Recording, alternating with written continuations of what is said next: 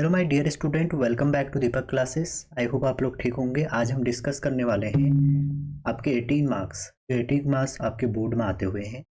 Section A जो है आपका, उसमें हम डिस्कस करेंगे 2020, 2022, 2023 और 2024 के जो सैम्पल पेपर अभी रिलीज हुए हैं 23-24 सेशन के, वो दोनों हम डिस्कस करेंगे। और 21 में पेपर नहीं हुआ था और 19 से हमारे MCQ आने स्टार्ट हुए थे। तो अगर कोई रिपीट होता है तो आपके लिए फ़ायदा है और उससे रिलेटेड जितने भी कंसेप्ट हैं वो मैं आपको बताऊंगा। ठीक है, तो स्टार्ट करते हैं 2023 से। और ये 2023 का सेट 1 है। सेट 1 से पहला क्वेश्चन हम डिस्कस करते हैं। कह रहे हैं कि पॉइंट चार्ज है जो सिचुएटेड है आर फ्रॉम इलेक्ट्रिक डायपोल। किसी इलेक्ट्रिक डायपोल से आर डिस्टेंस पे क्या है, तो ये पॉइंट चार्ज है आपका। अच्छा जी, तो आपसे कहा जा रहा है अगर आर डिस्टेंस को 2r कर दी जाए, अगर आर डिस्टेंस को 2r कर दी जाए तो आपका फोर्स कितना हो जाएगा। देखिए भैया, जो पहला क्वेश्चन है, अगर मैं आपको बताऊं फोर्स जो होता है किसी भी डायपोल से, वो डिस्टेंस पे कैसे डिपेंड करता है, डिस्टेंस पे करता है 1/r³। ठीक है, तो आप देखिए अगर दो केस हैं F1/F2 तो क्या हो जाएगा, तो आ जाएगा R2/R1 का क्यूब, ये आ जाएगा। तो अगर F1 आपका F है इनिशियल और उसकी करस्पॉन्ड R1 R है, तो F2 निकालना है जब आपका R2 2R हो जाए। तो यहाँ पे 2R रख देंगे तो कितना आ जाएगा, तो आपका ये आंसर आ जाएगा F1 की जगह F रख दिया आपने, F2 ये आ जाएगा 8r³ तो F2 की वैल्यू क्या आ जाएगी, F2 की वैल्यू आ जाएगी F/8 आ जाएगी। ठीक है, तो करेक्ट ऑप्शन क्या है, बी वाला। सेकंड करें, for a metallic conductor correct representation of variation of R with temperature. पहली बात है मेटालिक कंडक्टर, तो मेटल में क्या होता है बच्चों, ये बात आप ध्यान रखिए। मेटल में आपका जो मेटल है, मेटल में रेजिस्टेंस टेम्परेचर के बढ़ाने से बढ़ता है। ठीक है, टेम्परेचर बढ़ाएंगे तो रेजिस्टेंस बढ़ेगा। तो इस हिसाब से जो ऑप्शन है वो आपका डी वाला सही है। ठीक है, ये वाला जो है, ये जो ग्राफ है ये नाइक्रोम के लिए है, नाइक्रोम के लिए एलॉय होता है जो, ये वाला जो है ये सेमीकंडक्टर के लिए, ये आपका कॉपर के लिए, या आप बोल सकते हो कंडक्टर के लिए, या आप कह सकते हो मेटल के लिए। ठीक है, सेमीकंडक्टर में क्या होता है कि अगर आप रेजिस्टेंस को टेम्परेचर के रिस्पेक्ट में रिलेशन देखेंगे तो ये वाला रिलेशन बनेगा। ठीक, ये जो अभी पहला क्वेश्चन हमने किया इससे रिलेटेड थोड़ा सा थ्योरी और करते हैं जिससे आपके एग्जाम में आपको हेल्प मिलेगी। तो इसमें क्या है कि जो हमसे पूछा गया है डायपोल से रिलेटेड बात है, तो डायपोल का जो हमारा रिलेशन हो जाएगा, और जो आपको आने चाहिए वो ये है कि जो हमारा डायपोल है भैया, एक बार इसको कंफर्म आप इजीली आपका सही कर लीजिए, फिर उसके बाद कोई भी क्वेश्चन आए आपके 1 नंबर कटना नहीं चाहिए। तो अगर डायपोल की इलेक्ट्रिक फील्ड की बात करें, तो डायपोल का इलेक्ट्रिक फील्ड एक्सियल कंडीशन में उसके एक्सिस पे जब आप निकालोगे तो होता है 2kp/r³, और वहीं अगर इक्वेटोरियल कंडीशन में निकालोगे तो वो होता है kp/r³। बात आती है पोटेंशियल की। अगर आप पोटेंशियल निकालते हो डायपोल का, तो पोटेंशियल के केस में जो आपका एक्सियल है, एक्सियल में जो पोटेंशियल हो जाएगा वो होता है kp/r², और इक्वेटोरियल में हो जाता है 0। ठीक है, तो आप ये देख सकते हैं कि इलेक्ट्रिक फील्ड 1/r³ पे डिपेंड कर रहा है, और पोटेंशियल इक्वेटोरियल में 0 है, एक्सियल में 1/r² है। अगर कभी कभी जनरल पॉइंट का भी आ जाता है यहाँ पे, तो जनरल पॉइंट का होता है kp cos θ/r²। ठीक है, अगर कोई एंगल पे पूछ लेगा तो आप ये लगा सकते हैं। अच्छा, एक बात ध्यान और रखिए, यहाँ पे जो हमारा P है, P हो गया डायपोल मोमेंट, और K की वैल्यू है 1/4πε0। ठीक है, अब देखो आगे हम बढ़े, अगर ये जो इलेक्ट्रिक फील्ड है, अगर इलेक्ट्रिक फील्ड 1/r³ के प्रोपोर्शनल होगा तो फोर्स भी आपका 1/r³ के प्रोपोर्शनल होगा, क्योंकि फोर्स होता है किसी भी चार्ज पे QE होता है। ठीक है, अगर आप इसको यूनिफॉर्म फील्ड में रखते हैं, किसी भी डायपोल को यूनिफॉर्म फील्ड में आप प्लेस करेंगे तो भैया वहाँ पे टॉर्क 0 नहीं आएगा, फोर्स 0 आ जाएगा। टॉर्क की वैल्यू कितनी आती है, 0 नहीं आएगी तो पी साइन थीटा, और वहीं पोटेंशियल एनर्जी की बात करें तो माइनस पी कॉस थीटा आती है। ठीक है, और डायपोल में दो कंडीशन होती हैं, स्टेबल और अनस्टेबल। तो स्टेबल कॉन्फ़िगरेशन कब होगा, जब थीटा 90 से थीटा 0 होगा, या ये थीटा की वैल्यू 0 डिग्री होगी, और अनस्टेबल जो होगा, अनस्टेबल में 180 हो जाएगा 90 से। ठीक है, कभी कभी डायपोल का टाइम पीरियड आ जाएगा, अगर वो रोटेट करेगा तो वो हो जाएगा I/PE। ठीक है, ये यूनिफॉर्म फील्ड की बात है। अगर नॉन यूनिफॉर्म फील्ड होगा तो वहां पे फोर्स भी नॉन जीरो होगा। ठीक है, चलिए आगे चलते हैं।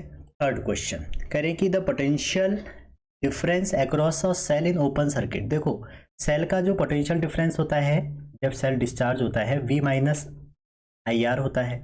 ओपन सर्किट में V इक्वल टू क्या हो जाएगा, E हो जाएगा। ठीक है, तो कह रहे हैं कि ओपन सर्किट में 8 वोल्ट है। ठीक है, इसकी वैल्यू कितनी है, 8 वोल्ट आ गई। आगे अगर it fall to 4 volt, one current 4 ampere is drawn from it. अगर करंट इसमें से 4 एम्पियर आपकी आ जाएगी तो पूछ रहे हैं कि जो इंटरनल रेजिस्टेंस है कितना होगा। तो यहाँ से आप निकाल सकते हैं, तो यहाँ से R हो जाएगा आपका E-V/I। ठीक है, तो ये आ जाएगा 8 माइनस कि कहाँ तक ड्रॉप हो जा रहा है, 4 वोल्ट तक। करंट आपको कितनी दी है, 4 एम्पियर। तो आंसर सॉल्व करके आ जाएगा 1। अगला कह रहे हैं, नेक्स्ट क्वेश्चन जो है वो कह रहे हैं कि फोर्थ वाला एक स्टेडी करंट है आपके किसी मेटालिक वायर में, तो कौन सा रिलेशन होगा। देखो, I इक्वल टू होता है NEAVD। ठीक है, तो VD की अगर आप रिलेशन देखो तो 1/A पर जब हमारा वेरी करेगी तो ऐसा वाला ग्राफ देगी। तो कौन सा ऑप्शन करेक्ट है आपका डी वाला। देखो, इसमें ध्यान रखिएगा, ये स्टेडी करंट दे रखी है। स्टेडी करंट नहीं होगा तो कांस्टेंट नंबर डेंसिटी होगा, कांस्टेंट नंबर डेंसिटी नहीं होगा तो यूनिफॉर्म क्रॉस सेक्शनल एरिया होगा, तभी ये रिलेशन होगा। अदरवाइज आपका इंडिपेंडेंट हो जाएगी। फिफ्थ क्वेश्चन कह रहे हैं कि एक डाई मैग्नेटिक सब्सटेंस है और उसको आपने नॉर्थ और साउथ के पास ले गए तो क्या होगा। भाई डाई मैग्नेटिक है, डाई मैग्नेटिक आप सभी को पता होगा रिपेल होती है और दोनों पोल से होगी, तो सी ऑप्शन इसका करेक्ट होगा। एक बार हम मैग्नेटिज्म एंड मैटर में एक ओवरलुक ले लेते हैं फटाफट, जिससे आपका बड़े क्वेश्चन भी यहाँ से निकलने की संभावनाएं हैं। तो देखते हैं बच्चों, ये डाई मैग्नेटिक है, जैसे ये पैरामैग्नेटिक है और ये आपका फेरोमैग्नेटिक है। आप सभी को पता होगा डायमैग्नेटिक ऐसे होंगे जिसको अगर आप एक्सटर्नल फील्ड में रखेंगे, चाहे नॉर्थ पोल के पास ले जाओ चाहे साउथ पोल के पास ले जाओ, वो रिपेल होंगे। पैरामैग्नेटिक अट्रैक्ट होंगे, ठीक है, और फेरोमैग्नेटिक भी अट्रैक्ट होंगे। अट्रैक्ट फेरोमैग्नेटिक थोड़ा स्ट्रांगली होंगे और पैरा जो होंगे वो वीकली होंगे। पहली बात तो ये हो गई। अच्छा, दूसरी बात ये है, अगर आप इसमें ससेप्टिबिलिटी देखें तो इसकी जो ससेप्टिबिलिटी होती है वो नेगेटिव होती है। इसकी पॉजिटिव स्मॉल पॉजिटिव होती है, इसकी लार्ज पॉजिटिव होती है, और इसकी इंडिपेंडेंट ऑफ टेम्परेचर होती है, इंडिपेंडेंट ऑफ टेम्परेचर। कई बार इसमें डिफरेंस लिखने को आ जाता है 2 नंबर में, ठीक है। और इस वाले की पैरामैग्नेटिक की जो ससेप्टिबिलिटी होती है वो टेम्परेचर के इनवर्सली प्रोपोर्शनल होती है। आप उसको ऐसे भी बना सकते हो इसका ग्राफ। फेरो के लिए भी ऐसी रिलेशन होता है, लेकिन फेरो में कंडीशन ये है कि जो हमारा टेम्परेचर है वो टीसी से अगर कम है तभी ये फेरो होगा, अगर टीसी से बढ़ा दोगे तो फेरो पैरा में कन्वर्ट हो जाता है। क्वेश्चन नंबर 8 है, क्वेश्चन कौन सा था हमारा, अच्छा क्वेश्चन 6 है। कह रहे हैं कि एक आपका सर्कुलर कॉइल है जिसकी रेडियस दे रखी है आपको, ठीक है, आपको रेडियस की वैल्यू दे रखी है, रेडियस इक्वल टू 8 सेंटीमीटर। इसको आप किस में बदल लो, मीटर में बदल लो, 10⁻⁻²। और नंबर ऑफ टर्न दिए हैं इसमें 40। कह रहे हैं कि रोटेटेड अबाउट इस vertical diameter and angular speed इतना, इसकी एंगुलर स्पीड भी दी है 25 पाई रेडियन पर सेकेंड। कह रहे हैं अगर इसमें मैग्नेटिक फील्ड बी इतना है, कितना है, 3 × 10⁻² टेस्ला, तो मैक्सिमम ईएमएफ बताइए। देखो ईएमएफ का फॉर्मूला होता है E0 sin ωt, ठीक है। ये जो E0 है बच्चों, इस E0 की वैल्यू क्या होती है, इस E0 की वैल्यू होती है n number of turn into area into magnetic field, ठीक है, इंटू ओमेगा। आप कहोगे सर आपको तो याद है, हम कैसे याद करें। तो बच्चों इसको ऐसे याद कर सकते हैं, फ्लक्स होता है B इंटू ए, ठीक है, और EMF होता है d∅dt, ठीक है। अगर किसी एंगल की बात हो रही है तो cos थीटा मतलब cos ओमेगा टी। इसको सॉल्व करेंगे तो क्या आ जाएगा, अगर नंबर ऑफ टर्न इसमें n है तो ये आ जाएगा n BA omega sine omega T. तो ये आगे वाला पार्ट ही क्या है, ये मैक्सिमम वैल्यू है, ठीक है। इस मैक्सिमम वैल्यू में आप सारी वैल्यू पुट कर दो, n रख दो, a रख दो, b रख दो, ओमेगा रख दो, और आपको आंसर मिलेगा 0.19, ठीक है। अगला क्वेश्चन कह रहे हैं figures for rectangular conductor PSRQ in which movable arm PQ has resistance R और रेजिस्टेंस इज नेग्लिजिबल, ठीक है, नेग्लिजिबल। आगे कह रहे हैं the magnitude of EMF induce when PQ is move with velocity v does not depend. तो कह रहे हैं कि जो मैग्नीट्यूड है, देखो ये मोशनल EMF का क्वेश्चन है, तो मोशनल EMF में जो हमारा मैग्नीट्यूड होता है वो कितना होता है BLV, ठीक है। तो B मैग्नेटिक फील्ड पे डिपेंड करेगा, वेलोसिटी पे डिपेंड करेगा, लेंथ पे डिपेंड करेगा, तो ये नहीं हो सकता, ये नहीं हो सकता, ये नहीं हो सकता, तो करेक्ट ऑप्शन क्या होगा, C वाला। आगे चलते हैं, कह रहे हैं कि in a process of charging of capacitor current produce between plate. देखो दो कैपेसिटर के जो बीच में करंट होती है, जो हमारी करंट होती है चेंज इन इलेक्ट्रिक फ्लक्स की वजह से, वो होती है डिस्प्लेसमेंट करंट, और डिस्प्लेसमेंट करंट का जो फॉर्मूला होता है ये होता है, ठीक है। तो इसको आप ध्यान रखिएगा। एक फॉर्मूला इसका और होता है, अगर आपको वोल्टेज दिया है तो C/dV/dt होता है, ठीक है। तो डिस्प्लेसमेंट करंट होता है due to change in electric field या electric flux between the capacitor, ठीक है। और एक्चुअल में डिस्प्लेसमेंट करंट फ्री इलेक्ट्रॉन की जो करंट होती है कंडक्शन करंट के बराबर होती है, ठीक है। आगे कह रहे हैं फॉर ए कॉन्केव मिरर, ठीक है, for a concave mirror minimum distance between object and real image. तो क्वेश्चन ये है कि आपके पास एक कॉन्केव मिरर है, ठीक है। आपने दो टाइप के मिरर पढ़े होंगे। उस मिरर में जो आपकी मिनिमम डिस्टेंस है किस किस के बीच में, फोकल लेंथ और रियल इमेज के बीच में, ठीक है। बहुत इंपॉर्टेंट क्वेश्चन है, बहुत सारे पेपर में आपसे एज इट इज पूछा गया है कि जो रियल इमेज है उसके बीच में आपका कितनी डिस्टेंस होगी, ठीक है। तो जब भी ये क्वेश्चन आया तो उसके बीच में जो मिनिमम डिस्टेंस होगी कितनी होगी, ऑब्जेक्ट और उसके बीच में मिनिमम डिस्टेंस होगी आपकी 0 वाला, ठीक है। चलिए आगे चलते हैं।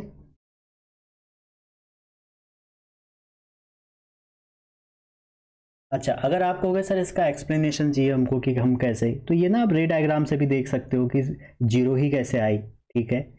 अगर आपसे इससे कोई क्वेश्चन आता है तो आप इसको वहाँ से देख सकते हैं कि 0 कैसे आई, कहाँ से, रे डायग्राम से, पहली बात। दूसरा आप ये देख सकते हो, आप अगर सोचें कि जब आपका ऑब्जेक्ट कहाँ पे होता है, जब आपका ऑब्जेक्ट सेंटर ऑफ कर्वेचर पे होता है तो उसकी इमेज भी वहीं पर बनती है। और इमेज कैसी बनती है, इमेज बनती है आपकी रियल इमेज। तो एक दूसरे में कोइंसाइड करेगी तो डिस्टेंस कितना हो जाएगा, 0। कॉन्केव हमारी रियल भी बनाती है, वर्चुअल भी बनाती है, लेकिन कॉन्वेक्स हमारी सिर्फ और सिर्फ कैसी इमेज बनाती है, कॉन्वेक्स हमारी बनाती है वर्चुअल इमेज, ठीक है। तो ये भी आप ध्यान में रखिएगा कि क्या पूछा गया है, किसमें पूछा गया है। आगे देखते हैं, कह रहे the radius of nth Bohr orbit. देखो बोर ऑर्बिट जो होती है उसकी रेडियस होती है n² a0। तो रेडियस के लिए ये ऑप्शन करेक्ट है। और जो n है ना बच्चों, ये प्रिंसिपल क्वांटम नंबर है। और अगर वेलोसिटी पूछा जाएगा तो वेलोसिटी का फॉर्मूला होता है 137 और टाइम्स 1/n। तो वेलोसिटी 1/n के प्रोपोर्शनल हो जाएगी। चलिए क्वेश्चन 11 देखिए।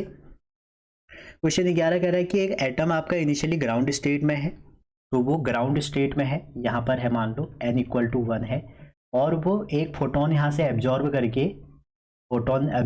करके n5 में पहुँच गया। तो कह रहे वेवलेंथ क्या होगी। तो सिंपल सी बात है, डेल्टा E = hc/λ, और hc की वैल्यू आप डायरेक्ट 1240 रख लीजिए क्योंकि आंसर नैनोमीटर में है, ठीक है, ये नैनोमीटर में है। तो यहाँ से लैम्डा कितना आ जाएगा, लैम्डा आ जाएगा 1240 अपॉन में डेल्टा E। अब आपको हाइड्रोजन की एनर्जी पता होगी, जो हाइड्रोजन की एनर्जी होती है टोटल एनर्जी 13.6 n² होती है। तो अगर n1 के लिए निकाल दो इलेक्ट्रॉन वोल्ट में, n1 के लिए निकाल दो कितनी आ जाएगी, -13.6 आ जाएगी, ठीक है। और वहीं अगर आप n इसके लिए निकाल दो, n आप निकाल दो 5 के लिए, तो 5 का स्क्वायर कितना होता है, 5 का स्क्वायर हो गया आपका 25, तो 13.6 को अगर 25 से डिवाइड करेंगे तो आपका आएगा 0.54 इलेक्ट्रॉन वोल्ट। ठीक है, तो डेल्टा ई क्या होगा, इन दोनों का डिफरेंस, तो आपको 0.54 में से अगर 13.6 आप हटा दें तो कितना आ जाएगा, अगर इसको आप माइनस करें और फिर उसके बाद आप क्या करिए 1240 को डिवाइड कर दीजिए तो आपका आंसर आ जाएगा सॉल्व करके। ये 1240 इसको डिफरेंस निकालें तो कितना आ जाएगा, डिफरेंस लगभग 13 के आसपास आ जाएगा, 13 के आसपास, तो ये आएगा 95 में आंसर होगा 95। ठीक है, तो 95 डी ऑप्शन है। क्लियर है ना। आगे करें तो मास डेंसिटी, तो न्यूक्लियस की मास डेंसिटी डिपेंड नहीं करती है, वो उसकी वैल्यू होती है 2.30 10 की पावर 17 kg मीटर -3, फिक्स होती है हर किसी एक न्यूक्लियस के लिए। आगे चलिए, अगला क्वेश्चन है आपका, कह रहे हैं कि an AC source connected series PN junction diode and load, और आपसे एक इसमें हमें PN जंक्शन में करा है, एक से करा है। ठीक है, तो ये क्या है, हाफ वेव रेक्टिफायर। तो हाफ वेव रेक्टिफायर में सिर्फ पॉजिटिव साइकिल निकलती है, नेगेटिव गायब हो जाती है। 14 क्वेश्चन देखिए, 14 कह रहा है कि एक इंट्रिंसिक है, प्योर में हम मिलाते हैं कुछ ताकि उसकी कंडक्टिविटी बढ़ जाए, और उसको हम क्या बोलते हैं, उसको हम एक्सट्रिंसिक बोलते हैं। तो कह रहे हैं कि अगर आप प्योर में, प्योर मतलब इंट्रिंसिक में ट्राइवेलेंट मिला दो, तो अगर इंट्रिंसिक में बच्चों ट्राइवेलेंट मिला देते हैं तो हमारा क्या बनता है, हमारा बनता है पी टाइप। अगर आप प्योर में पेंटावेलेंट मिला दो, क्या मिला दो, पेंटावेलेंट, तो हमारा बनता है एन टाइप। ठीक है, अच्छा ट्राइवेलेंट के एग्जाम्पल अगर कभी एग्जाम्पल के फॉर्म में दे दें, जैसे बोरॉन है, एल्युमिनियम है, इंडियम है, गैलीनियम है, और पेंटावेलेंट में नाइट्रोजन है, फास्फोरस है, आर्सेनिक है, बिस्मिथ है। वैसे मैं आपको बता दूं, मैं सेमीकंडक्टर का वेटेज 7 नंबर है, उसका मैं आपके लिए वन शॉट बना के पहले ही अपलोड कर दिया है, क्योंकि आपके एग्जाम में पूरे नंबर आ जाए वहाँ से। और वन शॉट कहाँ मिलेगा, CBSE के CBSE PYQ करके एक लिस्ट होगी, उसमें मिल जाएगा। आगे कह रहे हैं the energy band diagram N type, तो एन टाइप का पूछा है तो पूछेंगे गैप कितना होगा, तो NCERT से उठा दिया था क्वेश्चन, गैप जो होगा वो 0.01 होगा। एक बात ध्यान रखिएगा, जो ये डोनर एनर्जी लेवल है, ठीक है, जो एक्सटेंसिव में एन टाइप है, एन टाइप में जो डोनर एनर्जी लेवल है, जिसको हम फर्मी एनर्जी लेवल भी कहते हैं, फर्मी एनर्जी लेवल आपका नियर कंडक्शन बैंड होता है। तो कंडक्शन बैंड से जो हमारी वैल्यू होती है वो -0.1 इलेक्ट्रॉन वोल्ट होती है। और वहीं अगर पी टाइप की बात करें, पी टाइप में जो फर्मी एनर्जी लेवल होता है वो नियर बैलेंस बैंड होता है, बैलेंस बैंड मतलब BV, और उसमें गैप 0.01 से 0.05 इलेक्ट्रॉन वोल्ट होता है, ऐसा NCERT में मेंशन है। आगे है एजर्सन रीजन, देखो एजर्सन रीजन दोबारा आपका डाइपैराफेरो से आ गया। तो कह रहे हैं कि व्हेन कॉपर को आपने प्लेस किया एक्सटर्नल में तो इसकी मैग्नेटिक फील्ड क्या होंगी, कॉन्ट्रैक्ट हो जाएंगी। तो भैया ये बिल्कुल गलत है। होता क्या है, जैसे मान लो आपने डायमैग्नेटिक का एग्जाम्पल कॉपर बहुत बार पूछा जाता है, इसकी मैग्नेटिक फील्ड लाइन ऐसे होती है, ऐसे बनती है, तो ये कॉन्ट्रैक्ट कहाँ हो रही है, तो एक्सपेंड हो रही है ना।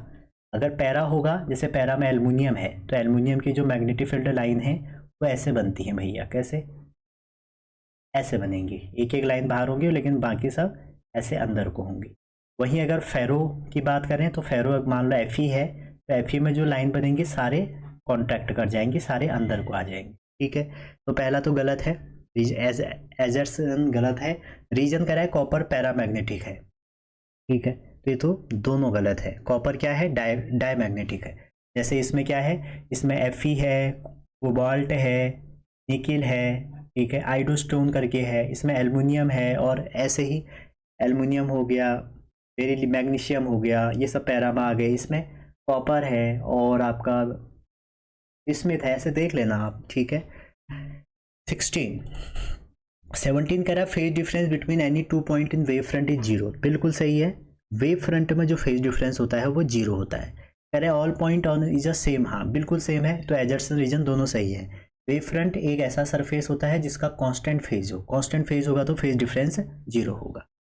तो ए और R both are correct and R explanation of A, इसका ए ऑप्शन हो गया। अगला कह रहे हैं photo electric demonstrate particle nature, बिल्कुल, और इसकी थ्योरी जो थी वो थी क्वांटम नेचर, ठीक है, क्वांटम नेचर प्लैंक की थ्योरी थी, उससे एक्सप्लेन किया। क्वांटम नेचर और एनर्जी कंजर्वेशन पे भी बेस्ड है। आगे कह रहे हैं photo electric current is proportional to intensity of incident radiation for frequency more than threshold value. तो जो हमारा ये रीजन है, रीजन हमारा क्या है, रीजन ट्रू है, लेकिन रीजन इसको एक्सप्लेन नहीं कर रहा कि पार्टिकल नेचर कैसे डिफाइन किया। पार्टिकल नेचर में क्या बताना था इन्होंने, पार्टिकल नेचर में बताना था कि हमारा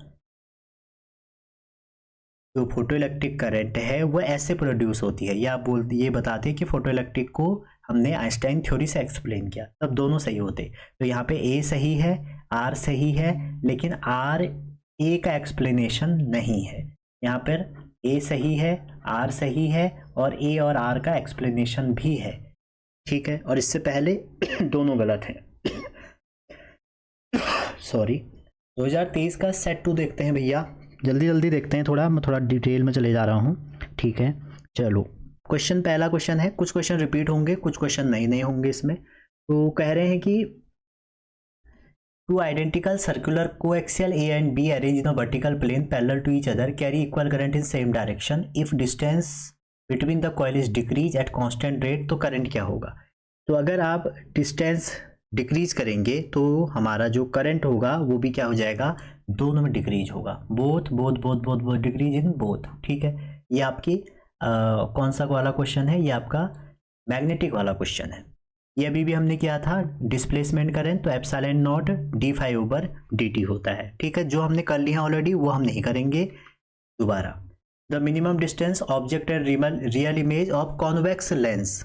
अभी आप जब जाएंगे पीछे तो आप इसमें जीरो नहीं देख पा रहे होंगे, वो इसलिए नहीं देख पा रहे हैं जीरो, यहाँ पे क्या था, यहाँ पे था कॉन्वेक्स मिरर था, कॉनकेव मिरर था, और यहाँ पे क्या है, कॉन्वेक्स लेंस है, ठीक है। तो कॉन्वेक्स लेंस में अगर आप रे डायग्राम, वही है, रे डायग्राम में देखिएगा ऑब्जेक्ट और जो रियल इमेज में रे डायग्राम में गैप देखेंगे तो वो 4f का निकल के आएगा। कितना आएगा, 4f आएगा, ठीक है। आप एक बार रे डायग्राम विजिट करिएगा। आगे कह रहे हैं कि ये बहुत बार आता है, एक फोटोन है जिसकी एनर्जी ये है, incident of metal surface, work function इतना, तो स्टॉपिंग पोटेंशियल क्या होगा। तो स्टॉपिंग पोटेंशियल क्या है, स्टॉपिंग पोटेंशियल आपका वो मिनिमम पोटेंशियल है जहां पर आपका फोटो इलेक्ट्रिक इफेक्ट खत्म हो जाता है, या फोटो इलेक्ट्रिक इफेक्ट स्टॉप हो जाता है, या फोटो इलेक्ट्रिक करंट जीरो हो जाती है। तो फोटोन की एनर्जी दी है आपको, मतलब एनर्जी जो है वो है आपकी 7 इलेक्ट्रॉन वोल्ट, और मेटल सरफेस का वर्क फंक्शन आपको दिया है 3.7 इलेक्ट्रॉन वोल्ट। आपसे कह रहे हैं स्टॉपिंग पोटेंशियल बताइए, ठीक है। तो देखो फोटो इलेक्ट्रिक इक्वेशन होती है, फोटोन की एनर्जी एक पार्ट वर्क फंक्शन में और एक पार्ट काइनेटिक एनर्जी में। तो काइनेटिक एनर्जी हो जाएगा वर्क, इसको सॉल्व करेंगे अगर तो ये कितना आ जाएगा, ये आ जाएगा E-5 आ जाएगा, E-5। तो काइनेटिक एनर्जी होता है E टाइम स्टॉपिंग पोटेंशियल, तो E की वैल्यू रख दीजिए 3.75 और इसमें से माइनस कर दो 7.0। तो जब इसमें से आप सॉल्व करेंगे तो क्या आ जाएगा, EVS इक्वल टू, और 3.75 से आपको माइनस करना है 7, ठीक है। तो 3.75 माइनस 7 आ जाएगा 3.25 इलेक्ट्रॉन वोल्ट, ठीक है। तो इलेक्ट्रॉन से इलेक्ट्रॉन कैंसिल हो गया, तो आंसर क्या आ जाएगा 3.25, ठीक हो गया भैया। तो ये आपका था सेकेंड पार्ट।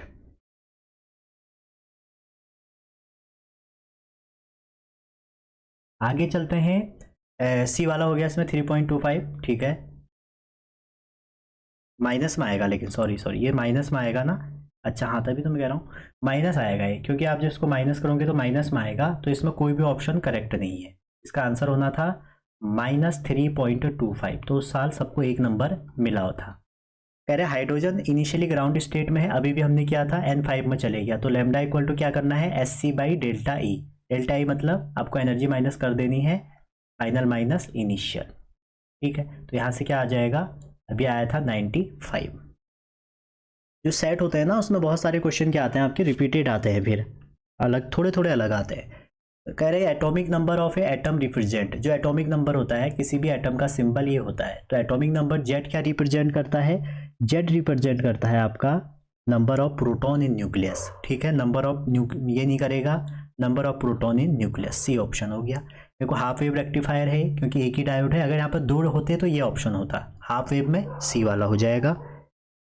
क्वेश्चन 8 देखिए, कहने डायमैग्नेटिक अभी भी क्या था, अगर हम डायमैग्नेटिक को किसी भी एक्सटर्नल मैग्नेटिक फील्ड में रखते हैं तो वो रिपेल करेगा दोनों पोल से, तो रिपेल करेगा, repel by north, repel repel repel by both pole. ठीक है, आगे देखिए सेम क्वेश्चन अभी भी क्या था, हमने इसका आंसर आया था 0.19। आपको मैं याद दिला दूं, ई नॉट की वैल्यू थी NBA ओमेगा। ठीक है, ये भी अभी क्या था हमने, अच्छा ये वो नहीं है, ये अलग है, वही है ना स्मॉल, तो देन इतना। अच्छा ये कह रहा है कि क्या होगा जब इंट्रिंसिक में आप क्या करेंगे, ट्राइवेलेंट मिलाएंगे, वही है, तो ये हमारा क्या बन जाएगा, इंट्रिंसिक में ट्राइवेलेंट मिलाने पे पी टाइप बन जाएगा। पी टाइप है क्या है, ये भी अभी भी क्या था, तो इसका 0.01 था। ये भी सेम अभी क्वेश्चन क्या था, ए ऑप्शन करेक्ट था, ये वाला हमने नहीं किया था, 13 वाला नया क्वेश्चन है। तो 13 क्वेश्चन कह रहे हैं, ये भी क्वेश्चन उनका गलत था जो हमारा वहाँ बोर्ड में आया था, तो वहाँ इसमें भी ऐसा हो रहा है कि कोई भी ऑप्शन मैच नहीं हो रहा। ठीक है, तो अगर आपके कोई भी ऑप्शन मैच नहीं हो रहे हैं ना, तो उसको आप अटेम्प्ट कराना। ठीक है, और कुछ भी लिखाना जो भी आपको उसके आसपास लगता है। अगर कभी गलती हो जाती है तो फिर होता क्या है बच्चों कि नंबर पूरे मिलते हैं, अगर आपने अटेम्प्ट करा है क्वेश्चन तो उसको पूरे नंबर मिल जाएंगे, इसलिए क्वेश्चन कोई भी नहीं छोड़ने हैं आपको पेपर में। ठीक है, तो कह रहे हैं the mass of a cylindrical wire of copper is 1:3। जो मास है किसी भी सिलेंड्रिकल वायर का वो कितना है, 1:3 है। उसके बाद कह रहे हैं एंड लेंथ आर 5:3, तो मास का रेशियो कितना है, m1/m2 है आपका, या आप इसको ऐसे लिखो m1/m2 जो है आपका वो है 1:3, L1/L2 जो है आपका वो है 5:3। ठीक है, तो आपसे पूछ रहे हैं क्या होगा, क्या रेजिस्टेंस का रेशियो क्या होगा। तो मैं आपको बता दूं, पहले तो आप देखिए कि रेजिस्टेंस निकलेगा कैसे। ठीक है, तो रेजिस्टेंस क्या होता है, रेजिस्टेंस होता है रो लेंथ बाय एरिया, ये तो होता है। अच्छा जी, अब आप देखिए मास के टर्म में अगर आप इसको निकालेंगे तो हमारा जो यहाँ पर मास हो जाएगा, मास क्या होता है, मास होता है आपका डेंसिटी के फॉर्मूले से वॉल्यूम इनटू डेंसिटी होता है, ये तो होता है, और वॉल्यूम होता है area into length into density हो जाएगा। ठीक, तो यहाँ से एरिया की वैल्यू उठा के क्या रख दो, m/l d, तो यहाँ पर रखेंगे तो r की वैल्यू क्या आ जाएगा, r की वैल्यू आ जाएगा रो l² d। ठीक है, क्योंकि l नीचे भी जाएगा तो ऊपर पहुंच जाएगा, और अपॉन में m आ जाएगा। हमने क्या किया, a की वैल्यू यहाँ से उठाई, इतना उठाया, a की वैल्यू m/l d को रख दिया, कहाँ पर, यहाँ पे रख दिया, तो ये हमारा रेजिस्टेंस का नया फॉर्मूला बन गया मास के टर्म में। ठीक है, तो यहाँ से आप खुद ही देख सकते हैं, तो रेजिस्टेंस किस पे डिपेंड कर रहा है, L² m पे। तो 2 का कितना हो जाएगा, R1/R2 जब निकालेंगे तो आ जाएगा L1/L2 का स्क्वायर, और मास हो जाएगा m2/m1 2 के लिए। तो L1/L2 कितना दिया है, 5/3, तो 5/3 का स्क्वायर कितना हो जाएगा, 5/3 का स्क्वायर हो जाएगा 25/9 इंटू m2/m1, m2/m1 हो जाएगा 3/1, तो 25/3 था इसका आंसर, जो कि यहाँ पर नहीं था। ठीक है, तो आपको कुल मिला के ये देखना है, ये पूरी प्रोसेस तो मैंने आपको बता दी कि रेजिस्टेंस का लेंथ और मास पे जो रिलेशन होगा वो ये होगा। ठीक है, तो ये आपको आने चाहिए, रिपीट करेंगे OPYQ, ऐसा नहीं है कि सब नया आ जाएगा बिल्कुल। 14 क्वेश्चन कह रहा है कि आपका जो वेरिएशन है कंडक्टिविटी और टेम्परेचर, तो टेम्परेचर बढ़ाने पे क्या होगा, कंडक्टिविटी डिक्रीज, तो कौन सा ऑप्शन, सी ऑप्शन सही होगा। ये अभी भी हमने क्या था डायपोल का, इसका आंसर F/8 आया था। ठीक है, एजर्सन रीजन में देखिए, ये अभी ऑलरेडी हमने कर लिया था, ये भी सही है, और ए और इसका ऑप्शन तो ए वाला है, दोनों एक दूसरे को एक्सप्लेन कर रहे हैं। ये भी हमने कर लिया था, ये सही है, ये भी सही है, लेकिन ये इसको एक्सप्लेन नहीं कर रहा। इन दोनों में ये भी गलत है, ये भी गलत है, सेम क्वेश्चन था, अभी भी हमने किया था। सेट नंबर 3, तो सेट 3 देखिए क्या है, पहला क्वेश्चन कह रहे हैं, देखो ये सेट में सारे नए क्वेश्चन आते हैं क्योंकि ये सेट आउटसाइड दिल्ली होता है, ठीक है। और पहला क्वेश्चन क्या है, देखिए कह रहे हैं कि एक इलेक्ट्रिक आपके पास क्या है, एक इलेक्ट्रिक डायपोल है और उसकी जो आपकी लेंथ है वो 2 मीटर है। लेंथ कितनी दी है डायपोल की, एल से लिख देते हैं, 2 दिए रखी है। एंगल कितना है, थीटा है आपका 30 डिग्री। इलेक्ट्रिक फील्ड कितना है, इलेक्ट्रिक फील्ड है आपका 2 × 10⁵। कह रहे हैं अगर डायपोल पे टॉर्क लग रहा है, टॉर्क भी दिया है 8 × 10⁻³ तो क्या बताइए चार्ज। देखो ये डायपोल है -q+q, अगर इसके बीच की डिस्टेंस l है तो इसका जो डायपोल मोमेंट होता है वो क्या होता है, डिस्टेंस इनटू चार्ज। आप 2a मत कर दीजिएगा, 2a तो हम अपने डेरिवेशन को इजी करने के लिए करते हैं। जो भी आपको लेंथ दिए है वो आपकी l होती है। यहाँ पर 2a की वैल्यू क्या है, 2 है, ठीक है। 2a की वैल्यू यहाँ पे 2 है, तो p की वैल्यू आप जब टॉर्क का फॉर्मूला लगाएंगे क्या हो जाएगा, PE sin थीटा। तो p की वैल्यू रख लीजिए 8 × 10⁻³ p की वैल्यू क्या हो जाएगा, L × Q, ठीक है। तो इक्वल टू p की वैल्यू L कितना है, L है आपका 2 आपको निकालना है। इलेक्ट्रिक फील्ड दिया है 2 × 10⁵ और साइन थीटा, साइन 30 होता है हाफ, तो ये इससे कट गया, ठीक है। और ये 2 से ही कैंसिल हो गया 4 बार, और 10⁴ जो इधर जाएंगे तो कितना आ जाएगा, -8 आ जाएगा। 4 × 10⁵ कितने हो जाएंगे, 2 से 2 कट गया, 10⁻ कितना है, 5 है, हाँ 5 है, -8 बनेगा। 8 में तो कोई है ही नहीं, ये -3 है ना। एक मिनट में क्वेश्चन ही चेक कर लेता हूँ।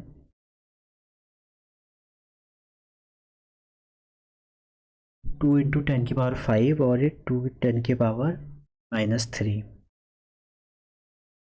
क्या आना चाहिए।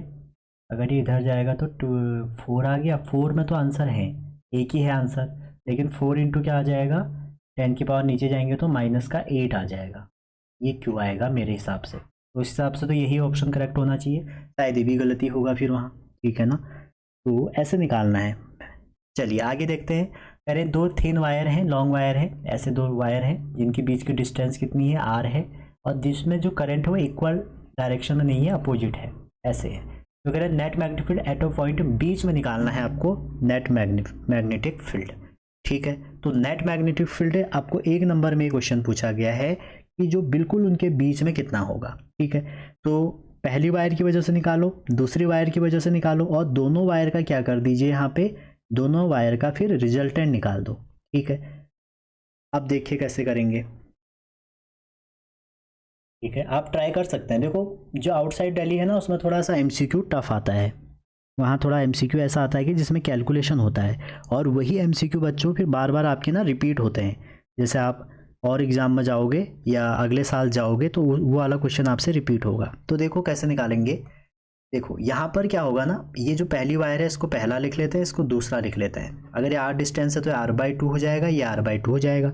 तो जो हमारा फर्स्ट वायर है उसका मैग्नेटिक फील्ड कितना हो जाएगा, इस वाले वायर का μ0I/2π, और डिस्टेंस कितना हो जाएगा, r/2, और इसका हो जाएगा μ0I/2πr/2। अब लेकिन दोनों की क्या होगी, डायरेक्शन कहाँ होगी, एक दोनों अपोजिट डायरेक्शन में है, एक ऊपर को है तो उसकी डायरेक्शन आपकी ये बन जाएगी, और दूसरे वाले की भी क्या बनेगी, ऐसे ही बनेगी, सेम डायरेक्शन में आ जाएंगे दोनों।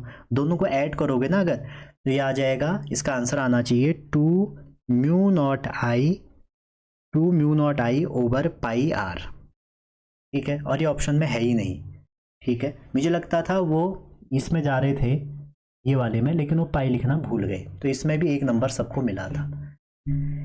अगला क्वेश्चन देखिए, अभी भी बात हुई थी, ये किसका डायग्राम है, ये आपका सर, ये डायग्राम है पैरामैग्नेटिक का, और पैरामैग्नेटिक क्या होता है, कॉपर, ठीक है।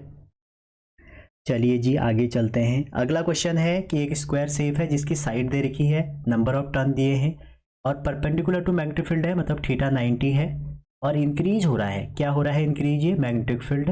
तो इंड्यूस EMF पूछ रहे हैं आपसे, क्या पूछ रहे हैं, इंड्यूस EMF। अच्छा सॉरी ऊपर वाला गलत क्वेश्चन गलत हो गया। क्वेश्चन कह रहा है which of the following can not modify an external magnetic field as shown in figure. Can not modify, अच्छा कैन नॉट मॉडिफाई कह रहा है, ये इसका आंसर निखिल होगा भैया। ठीक है, यहाँ पर ये पूछ रहा है कि can not modify an external magnetic field, इसको आप मॉडिफाई नहीं कर सकते हो। निखिल में तो सब अंदर होते हैं ना, बाकियों को तुम मॉडिफाई कर सकते हो, बाकी सारे डायमैग्नेटिक हैं, ठीक है ना, बाकी इसमें सारे ऑप्शन डायमैग्नेटिक हैं। अगला क्वेश्चन कह रहा है कि जो स्क्वायर शेप है ये सब कुछ दिया है, तो आपसे पूछ कह रहा है इसमें इंड्यूस ईएमएफ, तो इंड्यूस ईएमएफ कितना होता है d∅/dt, और फाई इक्वल टू 90 डिग्री है, तो आपका cos 90 कितना को डिफ्रेंशिएट करेंगे तो cos से साइन 90 1 आ जाएगा, तो ये आ जाएगा आपका एरिया बाहर आ जाएगा। अब मैग्नेटिक फील्ड इंक्रीज कर रहा है ऐसा इन्होंने दिया है। और स्क्वायर का एरिया कितना होता है, स्क्वायर का एरिया अच्छा n टन है, इसमें 100 टन है, 100 का इंटू कर देंगे, साइड कितनी है 10, तो 10 का स्क्वायर हो जाएगा आपका 100, ठीक है साइड स्क्वायर। और लेकिन आप इसको 10⁻⁻4 करेंगे, साइड कितनी हो जाएगी, साइड हो जाएगी 10⁻⁻2 इंटू 10, ठीक हो गया 10 इंटू 10⁻⁻2, आप चाहो तो इसको 10⁻⁻1 कर लो, और इसका स्क्वायर करोगे तो डायरेक्ट आ जाएगा 10⁻⁻2 आ जाएगा। और dv/dt कितना दिया है 1 इंटू 1, तो सॉल्व करके तो 1 ही आ रहा है। कह रहा है which one of the following has a least wavelength, सबसे ज़्यादा वेवलेंथ रेड की, रेडियो वेव की, सबसे कम गामा की। आगे चलते हैं, कह रहे हैं YDIC एक्सपेरिमेंट अगर स्क्रीन को बढ़ाएंगे, देखो YDIC में क्या होता है, ये एक सोर्स होता है, ये एक S1 होता है, ये एक S2 होता है, इन दोनों के बीच की डिस्टेंस D होती है, और यहाँ से जो स्क्रीन की डिस्टेंस है वो कैपिटल D होती है। तो आपसे कह रहे हैं कि अगर स्क्रीन को दूर ले जाएं, इस D को दूर ले जाएं, ये D को बढ़ाएं, अगर D को इंक्रीज करें, इसका मतलब ये है, तो आपका इफेक्ट ऑन इस चाहिए 4 दे रखे हैं, इसमें क्या इफेक्ट पड़ेगा एंगुलर विड्थ में और फ्रिंज विड्थ में। देखो फ्रिंज विड्थ का फॉर्मूला होता है d λ/d, और एंगुलर विड्थ का फॉर्मूला होता है λ/d। तो ये वाले में तो कोई, एंगुलर वाले में तो कोई असर नहीं पड़ेगा, फ्रिंज विड्थ में क्या हो जाएगा, इंक्रीज करने पे इंक्रीज हो जाएगी। तो पहला कांस्टेंट, दूसरा इंक्रीज, पहला कांस्टेंट किस में है, ये डिक्रीज, कांस्टेंट इंक्रीज, तो सी ऑप्शन करेक्ट, क्योंकि एंगुलर विड्थ तो होती है λ/d, तो उसमें d आ ही नहीं रहा है कैपिटल वाला, स्क्रीन की डिस्टेंस होती है कैपिटल D, ठीक है। और जो हमारा सेकंड है बीटा वाला, उसमें d λ/, जो फ्रिंज के बीच का सेपरेशन है। अगला क्वेश्चन देखिए, कह रहा है ECV रिप्रेजेंट एनर्जी और ये, तो विच of the following is wavelength, तो कौन सा इसमें वेवलेंथ होगा। देखो फोटोन की एनर्जी होती है hc/λ, ठीक है, तो लैम्डा इक्वल टू हो जाएगा hc/e, hc/e है कोई। The ratio of nuclear density, देखो न्यूक्लियर डेंसिटी मैंने अभी बताया कांस्टेंट रहती है, तो रेशियो हमेशा 1 ही आएगा। The energy required by an electron to jump forbidden band in silicon at room temperature, तो आपसे सिलिकॉन का पूछा है कि सिलिकॉन का रूम टेम्परेचर पे कितना उसमें क्या होगा, गैप होगा। तो जो हमारा 9th क्वेश्चन है इसका आंसर होगा 1.1। एक बात ध्यान रखना, जो एनर्जी गैप है, एनर्जी गैप सिलिकॉन का है वो होता है 1.1, ठीक है, और एनर्जी गैप जो आपका जर्मेनियम का होता है वो आपका शायद होता है 0.2, ठीक है। और एक आप इसमें पढ़ते हैं, ये तो एनर्जी गैप पढ़ते हैं कि एनर्जी गैप कितना है, एक इसमें आप एक चीज़ और पढ़ते हैं, दो टर्म होते हैं, एक तो एनर्जी गैप है, एक और होता है कुछ, मैं अभी याद नहीं आ रहा। एक तो एनर्जी गैप हो गया कि एनर्जी गैप, अच्छा इसका 0.2 नहीं होता, 7 होता है, इसका 0.7 होता है, ये तो एनर्जी गैप है। एक टर्म और, चलो बाद में देखेंगे जब आएगा। और एनर्जी गैप होता क्या है, कंडक्शन बैंड और बैलेंस बैंड का जो एनर्जी का डिफरेंस है, ठीक है ना। तो सिलिकॉन का ये होता है और जर्मेनियम का 0.7। अगला क्वेश्चन है, कह रहा है कि एक आपको ये दिया है कि हाईएस्ट एनर्जी किसकी होगी, ठीक है। तो अभी भी हमने देखा था E इक्वल टू क्या होता है hc/λ, ये होता है। तो जिस किसी की वेवलेंथ कम होगी, अगर वेवलेंथ कम होती है तो एनर्जी क्या होगी, मैक्सिमम होगी, और इसका रिवर्स आप देख सकते हैं। तो आप इसमें देखिए वेवलेंथ जो ट्रांजिशन है, किस ट्रांजिशन के अक्रॉस जो वेवलेंथ है वो कम होगी, ठीक है। तो देखिए 3 से लेके 1 में आपसे पूछा क्या है, हाईएस्ट एनर्जी, तो हाईएस्ट एनर्जी में आपको वेवलेंथ देखनी पड़ेगी, ठीक है ना। हाईएस्ट एनर्जी तभी निकलेगी जब वेवलेंथ कम, तो इसमें आप वेवलेंथ डिफरेंस निकालिए, तो वेवलेंथ डिफरेंस अगर निकालेंगे तो ये जो फर्स्ट वाला है इसमें क्या होगा, लैम्डा क्या होगा, मिनिमम होगा, ठीक है, क्योंकि 1 पे आ रहा है, मिनिमम है, ठीक है। आप गैप निकाल के लैम्डा का देख सकते हैं, उससे आपका ये मैक्सिमम निकल के आ जाएगा, ठीक। अच्छा, अगला देखो, डी ब्रोगली का ग्राफ पूछ लिया है, और डी ब्रोगली रिलेशन में क्या होता था, lambda equal to H over P. तो लैम्डा और आपसे अगर पी का ग्राफ पूछेंगे तो कैसे बनेगा, रेक्टेंगुलर हाइपरबोला, ठीक है। और वहीं अगर आपसे ग्राफ पूछ लिया, कभी अगर पूछ लिया, यहाँ पे कौन सा ऑप्शन सही होगा, लैम्डा पी पूछे या पी लैम्डा पूछे, बात एक ही है, ठीक है। दोनों को हमने क्या कर दिया, एक्सचेंज कर दिया, तो उससे कोई फर्क नहीं पड़ना चाहिए।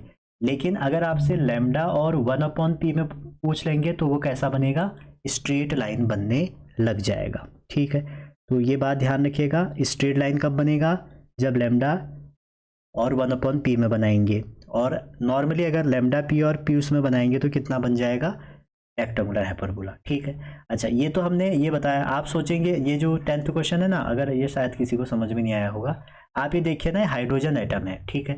मैं इसलिए कर रहा हूँ क्योंकि मेरे को ना वो पता है कितनी एनर्जी होती है, 13 पाई n², ठीक है। पूरा सोल्यूशन दे ही देते हैं इसका, या पता यही आ जाए, 13 पॉइंट ये होगा।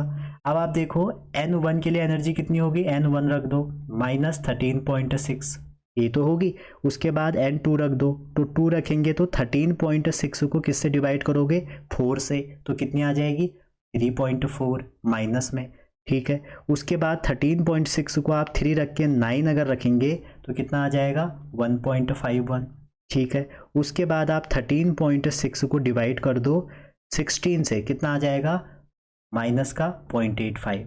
अब आप क्या करिए, आपको ट्रांजिशन दिए हैं 1 2 3 4, तो पहला ट्रांजिशन लो, दूसरा ट्रांजिशन लो, तीसरा ट्रांजिशन लो, और 4 है क्या, 4 ट्रांजिशन लो। इसमें इनके एनर्जी गैप निकालो, जैसे मैं आपको मैंने पहला आंसर करा, ठीक है।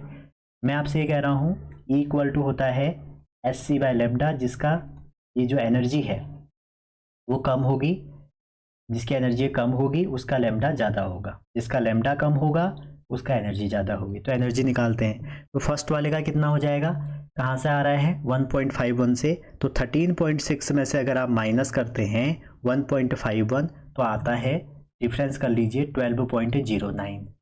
सिमिलरली 13.6 में से आप क्या माइनस कर दो, दूसरा कहाँ से आ रहा है, 3.4 से, तो -3.4 करेंगे तो 10.2 आएगा। थर्ड वाला कहाँ से आ रहा है, 4 से 3 में, तो 4 से 3 का मतलब हो गया 0.85 में से आप माइनस कर दो 1.51, तो कितना आ रहा है, 0.6। सिमिलरली आगे आप बढ़ेंगे, फोर्थ वाला निकालेंगे तो भी कम ही आएगा। तो सबसे ज़्यादा एनर्जी किसकी है, इसी की तो है ना, ऐसे करना है। ये याद है मेरे को, इसलिए जेईई में तो बहुत क्वेश्चन आते हैं तो याद ही हो गए हैं, तो इसलिए मैंने डायरेक्ट कर दिया। अगला क्वेश्चन कह रहे हैं, देखिए 3 कैपेसिटर हैं और तीनों की वैल्यू है 4 माइक्रोफैरेड। इस तरह से जोड़े हैं कि इफेक्टिव कितना है, 6 है। तो आपसे कह रहे हैं कि ये कैसे होगा। देखो 3 कैपेसिटर हैं 4 माइक्रोफैरेड के, अगर तीनों को सीरीज में जोड़ते हैं तो कितना आ जाएगा, सीरीज में होता है 1/C इक्विवेलेंट इक्वल टू, अगर तीनों इक्वल है ना तो इक्वल में ये होता है formula, C equivalent equal to C/N, तो 4/3 हो जाएगा। और हमें निकालना कितना है, 6, तो पहला नहीं होगा। तीनों पैरेलल में जोड़ेंगे तो पैरेलल में क्या होगा, NC, तो 12 आ रहा है, ये भी नहीं होगा। अब इसमें से ऑप्शन में देख लो, ऑप्शन में कैसे देखोगे, कह रहा है कि 2 ऑफ देम सीरीज फिर पैरेलल, तो 2 को सीरीज में जोड़ दो फिर पैरेलल, 2 को सीरीज में जोड़ोगे तो कितना आ जाएगा, 4/2, 2 प्लस, हाँ यही ऑप्शन सही है इसका, ठीक है। आगे कह रहे हैं what is the ratio of inductive and capacitive reactance. देखो XL जो होता है वो होता है आपका इंडक्टिव रिएक्टेंस, XL जो होगा इंडक्टिव रिएक्टेंस, और XC जो होगा वो होगा कैपेसिटिव रिएक्टेंस। तो रेशियो किसका निकालना है, इंडक्टिव ओवर कैपेसिटिव। तो XL ओवर XC जब निकालोगे तो ω/L अपॉन में 1/ωc, तो ऊपर चले जाएगा तो आ जाएगा ω²LC, ω²LC। और ओमेगा की भी वैल्यू बता दूं 2πf होती, ठीक है। अच्छा 14 क्वेश्चन करें, interference pattern third bright fringe obtain at a screen on a point is इतना, ठीक है। थर्ड मिल रही है, वेवलेंथ उसका कितना दिया है, 700 nanometer. What should be wavelength of the light source in order to obtain fifth bright fringe at the same point. तो जैसे आपको ऐसे क्वेश्चन आएंगे सेम पॉइंट वाले, तो उसकी कंडीशन ये है कि फ्रिंज विड्थ सेम होगी, या आप ये कंडीशन लगा सकते हैं डायरेक्ट कि अगर एक फ्रिंज दूसरे फ्रिंज के साथ कोइंसाइड करेगी तो ये कंडीशन फॉलो होगी। ठीक है, तो यहाँ पर देखो n1 क्या है, थर्ड वाली, और वेवलेंथ कितनी दी है 700, कौन सी कोइंसाइड करनी चाहिए, वही जगह पे 5, तो उसकी क्या निकालनी है वेवलेंथ, तो 4 से कैंसिल कर दो, कितनी बार कटेगा 140,420 आंसर होगा। ठीक है, कंसेप्ट क्या है, कंसेप्ट ये है कि जो फ्रिंज विड्थ है वो सेम होनी चाहिए। अगेन वही आ गया, रेडियस तो भैया n स्क्वायर की प्रोपोर्शनल होती है। एडजस्टन रीजन आ गए भैया, पहला देखिए, कह रहे कि resistance of intrinsic semiconductor decrease with increase in temperature. बिल्कुल सही है, सेमीकंडक्टर में क्या होता है, डिक्रीज होता है, कंडक्टर में उल्टा होगा इसका। And the number of conduction electron as well as hole increase in intrinsic with rise. बिल्कुल सही है, क्योंकि इंट्रिंसिक में इलेक्ट्रॉन और होल बराबर होते हैं। ए और आर दोनों सही हैं, इसमें ए एडजस्टन रीजन का ए ऑप्शन करेक्ट है। नोट बच्चों, आप तो इंग्लिश मीडियम वाले हो, हिंदी मीडियम में कोई भी ऑप्शन करेक्ट नहीं था। अगला क्वेश्चन, ये आपका व्हीटस्टोन ब्रिज है। ठीक है, तो कह रहा है ये दिस इज जो बैलेंस मतलब इसका और इसका रेशियो निकालो, तो देखो 2/3, इसका और इसका रेशियो निकालो, क्या बराबर आ रहे हैं, आप खुद ही देख सकते हैं। ये कह रहे हैं कि ये बैलेंस नहीं है, तो बिल्कुल सही है, ये बैलेंस नहीं है। व्हीटस्टोन में अगर ये बराबर आते तो बैलेंस होते। अगला कह रहे हैं कि for balance bridge small current should flow through the galvanometer, ये भी गलत है। जो बैलेंस कंडीशन होती है उसमें कोई भी करंट फॉलो नहीं होती है। ठीक है, कोई भी फ्लो नहीं होगी। तो क्वेश्चन नंबर 17 में क्या होगा, पहला वाला सही है और रीजन गलत है। 18 में देखते हैं, the deflecting torque on a current carrying loop is 0 when its plane is perpendicular to direction of magnetic field. ठीक है, तो ये तो सही है, क्योंकि थीटा वहाँ पे क्या हो जाएगा, 0 हो जाएगा। ठीक, और वहाँ पर पूरी वैल्यू के परपेंडिकुलर कह रहा है 90 हो जाएगा, cos 90 0 हो गया। The deflecting torque acting on a loop of magnetic moment m in field b is determined by m dot b, ये भी गलत है। डिफ्लेक्टिंग टॉर्क को दिया जाता है NAM, या आप ऐसे कर सकते हो डॉट। अब हम जब बच्चों टर्म 1 टर्म 2 हुआ था 2022 में, क्योंकि 21 में तो कोविड से पेपर नहीं हुआ था, तो हम टर्म 1 का पेपर करते हैं। और ये पहला क्वेश्चन है आपका, सेक्शन मैंने इसमें ए लिया है, वैसे तो उसमें सेक्शन ABCD केस स्टडी सब कुछ बने हुए थे सारे MCQ पेपर। तो ए कह रहा है, क्वेश्चन कह रहा है कि एक आपका कोई ऑब्जेक्ट x है, नेगेटिव चार्ज ऑब्जेक्ट x है, मतलब x क्या है, नेगेटिव चार्ज है, और ये भी कहा है उसके साथ में कि वो रिपेल कर रहा है बाय अनदर ऑब्जेक्ट y। तो ये y का चार्ज नहीं दिया है, लेकिन y से क्या कर रहा है, रिपेल कर रहा। However, Z is attracted to object to Y, ये तो इससे रिपेल कर रहा है, ठीक है, लेकिन Z इससे क्या कर रहा है, अट्रैक्ट कर रहा है। क्लियर है, तो कह रहे हैं कि विच of the following is possible. देखो, अगर ये इसको रिपेल करेगा तो ऑब्वियस बात है ये नेगेटिव होना चाहिए, और ये नेगेटिव होगा, ये अट्रैक्ट करेगा तो Z क्या होना चाहिए, पॉजिटिव होना चाहिए। तो फर्स्ट में अगर आप देखें तो फर्स्ट में कौन सा आंसर आपका सही होगा, कह रहे हैं कि Z के लिए बताओ, तो Z क्या होगा, पॉजिटिव चार्ज ओनली होगा। ठीक है, नेगेटिव होगा, तो ये आपसे पूछा जा रहा है, तो Z पॉजिटिव हो सकता है और न्यूट्रल भी हो सकता है, समझ रहे हैं, न्यूट्रल भी हो सकता है, क्योंकि जैसे जो हमारा चार्ज अप टू Y अगर रिपेल कर रहा है तो X नेगेटिव हो गया, तो Y अगर आपका नेगेटिव है तो Z अट्रैक्ट हो रहा है अगर Y से, तो Z न्यूट्रल या पॉजिटिव में से एक आ जाएगा।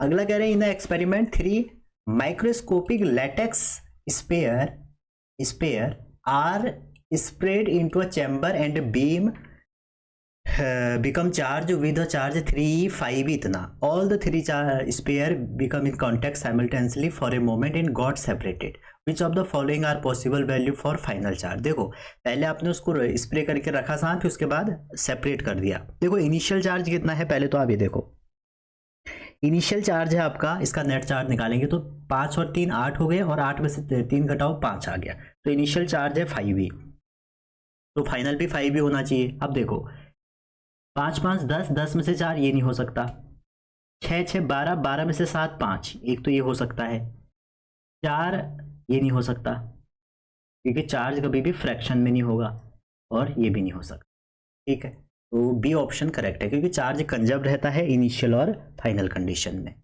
तीसरा क्वेश्चन है कि इन ऑब्जेक्ट है जिसका चार्ज इतना है, वो गेन कर रहा है इतना, तो net charge on the system become कितना हो जाएगा। जब उसके पास 1 कूलम चार्ज था तो उसने गेन कर लिया, कितना कर लिया, हमारा गेन इतना वाला, ठीक है, इतने हमने गेन कर लिया। तो नेट चार्ज पूछ रहा है, तो गेन करेगा तो पहले उसके पास चार्ज 1 कूलम था, प्लस जब गेन करेगा तो नेगेटिव चार्ज माइनस ही आ जाएगा। और कितने गेन कर रहे हैं, इतने इलेक्ट्रॉन दिया है 5 × 10 की पावर 18, और इलेक्ट्रॉन का चार्ज होता है 1.6 × 10 की पावर -19, ठीक है। क्योंकि ना इलेक्ट्रॉन नेगेटिव चार्ज वाला हो गया आपका, और गेन कर रहे हैं तो गेन करने में क्या आ जाएगा, नेगेटिव साइन आ जाएगा। तो आप सॉल्व करेंगे इसको तो आ जाएगा ये 1 माइनस समथिंग 10, तो ये आ जाएगा 0.20 है, कोई 0.20 और वो भी प्लस का। कह रहे हैं कि Kirchhoff rule summation I equal to 0, second ये होता है। तो पहला लॉ किस पे बेस्ड है, दूसरा किस पे बेस्ड है।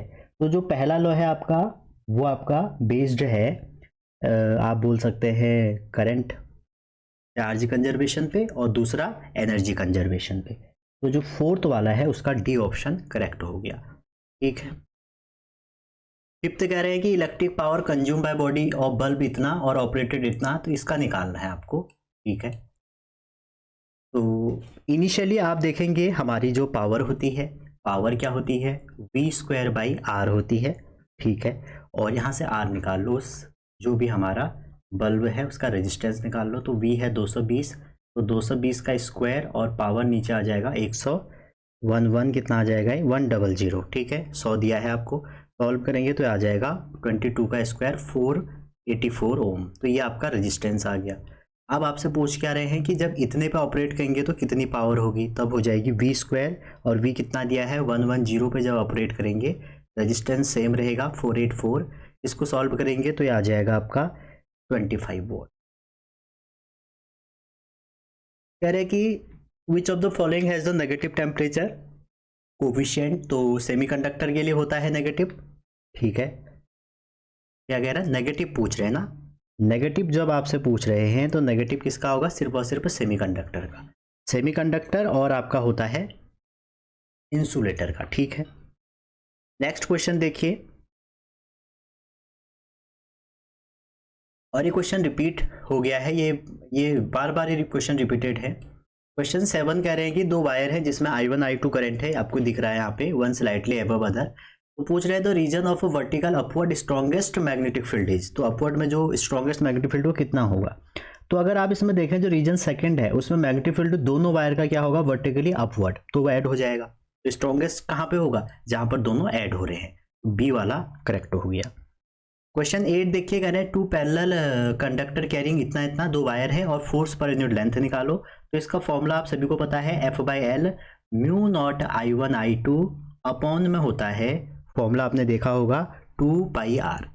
सबकी वैल्यू पुट कर दो, μ0 की वैल्यू पुट कर दो, तो μ0 की वैल्यू कितनी हो जाएगी 4π × 10 की पावर -7। I1 I2 एक को I ले लो 4 और दूसरा है 10, तो ये हो जाएगा 40, नीचे 2π ही रहने दो। और R कितना है, R है आपका 2.5 सेंटीमीटर, इसका मतलब हो गया 2.5 × 10 की पावर -2। इसको आप सॉल्व करेंगे तो आपका आएगा 3.2 के आसपास।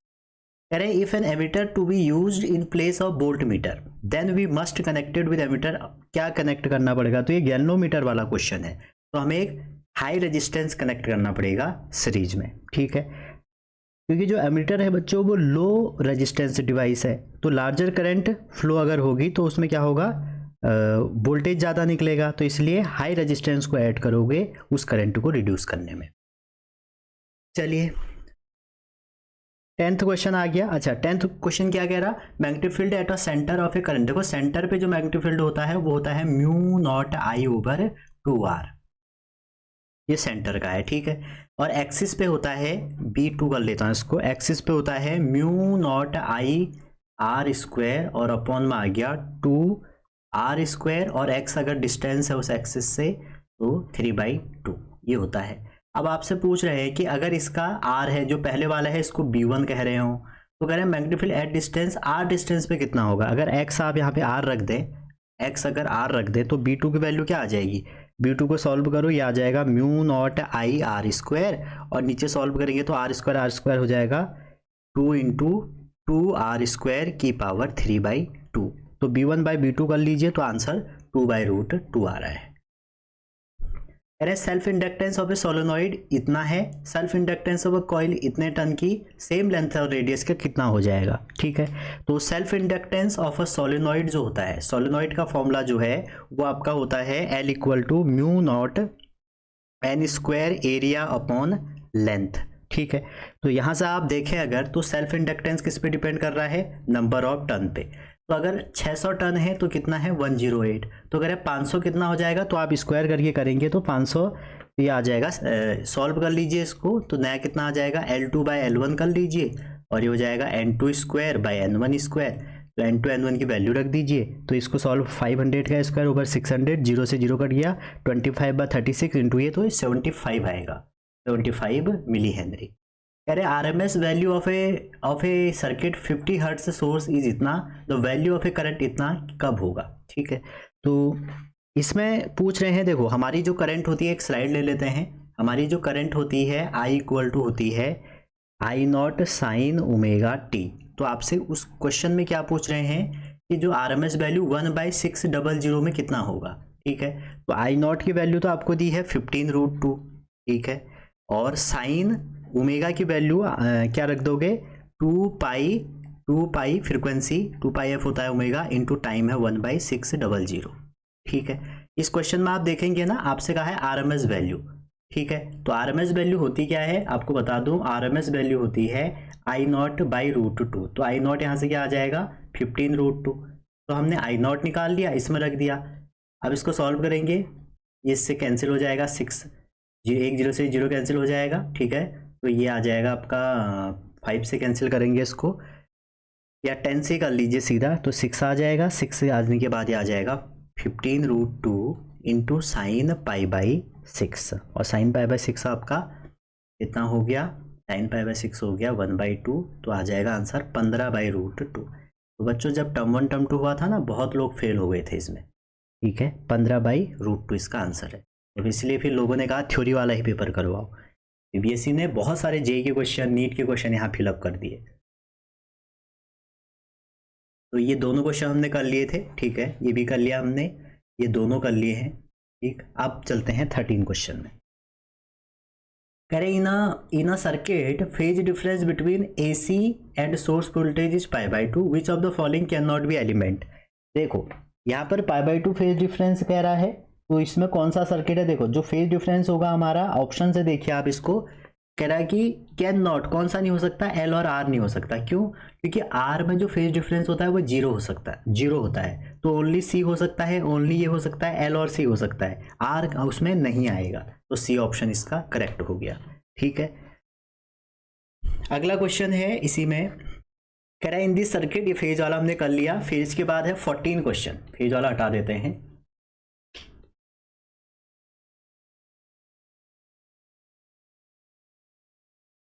अगला क्वेश्चन है 14 क्वेश्चन देखिए, और 14 क्वेश्चन करा है कि इलेक्ट्रिक पोटेंशियल आपको दिया है, पूछ रहे हैं कि इलेक्ट्रिक फील्ड कितना होगा। तो आप सभी को पता है V = जो होता है आपका, V = होता है dE/dr। ठीक है, तो इसको x एक्सिस में अगर ले लोगे तो dE/dx हो गया, तो x के रिस्पेक्ट में डिफ्रेंशिएट करो तो -6x आ गया। कहाँ पर निकालना है 102, तो x में कितना है 1 है, तो V कितना आ जाएगा -6। ठीक है, और -6 मतलब 6 -i², तो 6 वैल्यू तो है और वो किस साइड है, वो माइनस डायरेक्शन में, तो ए ऑप्शन करेक्ट हो गया। 15 तो वेल नोन क्वेश्चन है, 15 में क्या होगा, एक कंडक्टिंग प्लेट है, तो इसका डी ऑप्शन करेक्ट होगा। जब भी इसे कंडक्टिंग होगा तो कर्व लाइन बनती है, डायरेक्ट स्ट्रेट लाइन नहीं बनती है। ठीक है, 16 क्वेश्चन देखिए, कह रहे हैं वेरिएबल चार्ज कैपेसिटर इतना इतना है, फिर इतना इतना, तो डिक्रीज एनर्जी इतना, तो एक्स की वैल्यू बताओ। देखो कैपेसिटर की एनर्जी होती है ½ CV²। ठीक है, तो आपसे कह रहे हैं एनर्जी तो इतनी है, तो डिक्रीज कितनी हो जाएगी पूछ रहे हैं, जब हम इसको 2 से x कर दें। तो आप क्या करिए, एक बार एनर्जी निकाल दीजिए, कितनी, ये हो जाएगी ½ × 2 × 10⁻⁻⁶, यह आपकी c की वैल्यू हो गई, और v की वैल्यू आप 200 का स्क्वायर कर लो। और फाइनल वैल्यू जब निकालेंगे तो फाइनल में ये ½ हो गया, और आपका C कितना है x माइक्रोफेरेड, तो x इंटू 10⁻⁻6 हो गया। और वोल्टेज कितना दिया है, वोल्टेज सेम है इसका, तो 200 का स्क्वायर। तो कह रहे डिक्रीज कितना होगा, मतलब इनिशियल ज़्यादा होगा, तो दोनों को माइनस करना है। माइनस करेंगे तो 1/2 बाहर निकाल लो, 2 का स्क्वायर 400 हो गया, 10⁻⁻6 भी बाहर निकाल लो, 2 माइनस एक्स। और डिक्रीज आपको कितना दिया है, 2 इंटू 10⁻2, ये आपको वैल्यू दे रखी है 2 इंटू 10⁻⁻2। जब आप दोनों साइड सॉल्व करेंगे तो एक्स आपका 1 फैरेड आ रहा है, आप ऑप्शन से भी देख सकते हैं। अरे potential difference 200 is maintain across a conductor इतना, तो number of electron passing in 1 second. तो देखो नंबर ऑफ इलेक्ट्रॉन निकालना है तो आई करंट कितनी होगी, आई ओवर क्यू टी, ठीक है। तो यहाँ से देखिए क्यू की वैल्यू आप सभी जानते हैं एन ई ओवर टी हो जाएगी, क्यू की value N E by T हो जाएगी। अब आप देखिए आपसे करें नंबर ऑफ इलेक्ट्रॉन बताइए, ठीक है, हमें आई निकालना है। पहले हम एक रिलेशन और जानते हैं बच्चों, ओम्स लॉ से आपको पता होगा, आई इक्वल टू क्या होता है, वी बाई आर। तो वी कितना है, वी है 200 और ये है आर 100, तो ये हो गया 2, तो यहाँ पे 2 रख दो आई की वैल्यू। अब टाइम कितना है, 1 है, टाइम कितना है आपका 1 सेकेंड है, तो आपका एन कितना आ जाएगा, एन ई इक्वल टू 2 आ जाएगा। तो एन इक्वल टू आ जाएगा 2/e, और ई की वैल्यू होगी 1.6 इंटू 10⁻⁻19। सॉल्व करेंगे तो +19 वाला ऑप्शन जो भी है उसको क्लिक कर दो, बाकी सॉल्व करना भी नहीं था। इम्पीडेंस निकालना है एलसीआर सर्किट में, एलसीआर सर्किट में इम्पीडेंस हमारा ये वाला ऑप्शन सही है। नेक्स्ट करें 19 इक्वल टू ये है, करंट इतनी है, तो एवरेज पावर बताओ। तो पावर भैया इसमें आ जाएगी 0। देखो चाहे इंडक्टर हो और रेजोनेंस कंडीशन हो, रेजोनेंस और इंडक्टर में पावर जो होती है वो मैक्सिमम होती है और फेज वहां पे 0 होता है। बाकी कैपेसिटर आए इंडक्टर आए उसमें 0 होगी। क्वेश्चन 20 है, 20 कह रहे हैं आपसे कि करंट कैरिंग को अगर हमने यूनिफॉर्म फील्ड में रखा है तो ये मैक्सिमम फोर्स कब फील करेगा। सबसे पहले आपको फोर्स पता होना चाहिए कि करंट कैरिंग वायर में फोर्स होता है BIL sin थीटा। तो मैक्सिमम कब होगा, जब थीटा क्या होगा, 90 होगा। जो वायर है आपका, जो लेंथ है आपकी वो परपेंडिकुलर होगी मैग्नेटिक फील्ड की, तो इसमें कहीं परपेंडिकुलर है, ए में है, तो ये ऑप्शन करेक्ट हो गया। 21 करें, voltage across register inductor capacitor इतना इतना है, तो रिजल्टेंट बताओ। देखो एलसीआर सर्किट है, एलसीआर सर्किट में जो रिजल्टेंट वोल्टेज होता है वो ये होता है V। अभी भी हमने देखा था पीछे, अगर हम चले यहाँ तो हमने जो रिजल्टेंट वोल्टेज होता है वो ये होता है क्या, V टोटल जो होगा V R के अक्रॉस VL माइनस VC का होल स्क्वायर, ये होता है, ठीक है। इम्पीडेंस आपने देख ही लिया, इससे क्वेश्चन बनेगा जरूर। तो यहाँ पे जो हमारा रेजिस्टेंस के अक्रॉस है कितना दिया है, रेजिस्टेंस के अक्रॉस दिया 20, तो 20 का स्क्वायर हो गया 400 प्लस इन दोनों का डिफरेंस 15 में से 30 तो 15 आ गया, तो 225, तो 625 हो गया जोड़ के, और स्क्वायर रूट कितने का होता है, 25 का होता है, ठीक है। अगला क्वेश्चन है, in DC current, DC circuit the direction of current inside the battery and outside the battery respectively. DC circuit में जो हमारी डायरेक्शन होती है वो कहाँ होती है, तो इसका करेक्ट ऑप्शन है सी वाला।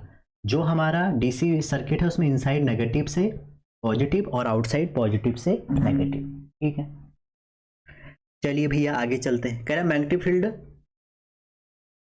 अच्छा magnitude of electric field due to point charge E है, तो अगर डिस्टेंस r/2 कर दे तो कितना होगा। देखो कोई भी स्पेरिकल सेल है, स्पेरिकल सेल, आप यहाँ पे देखो जब आप उसके इनसाइड निकालोगे ना, इलेक्ट्रिक फील्ड का फॉर्मूला होता है क्या है, इलेक्ट्रिक फील्ड होता है KQ/r²। तो इनिशियली कह रहा है कि अगर r को r/2 कर देंगे तो आप यहीं से देख लो ये r² है, तो अगर ये r/2 हो जाएगा तो नया इलेक्ट्रिक फील्ड कितना हो जाएगा, ये r/4 हो जाएगा, ये आ जाएगा 4/r²। तो इसका मतलब हमारा जो नया इलेक्ट्रिक फील्ड है वो कितना आ जाएगा, इसका स्क्वायर करोगे 4 आ गया, 4 टाइम है कोई plus Q the magnitude of electric field due to uniformly charge thin spherical shell R total Q at a distance r/2, r इससे बड़ा है। अच्छा हाँ, तो 4 टाइम ही हो जाएगा, ठीक हो गया। चलिए आगे चलिए।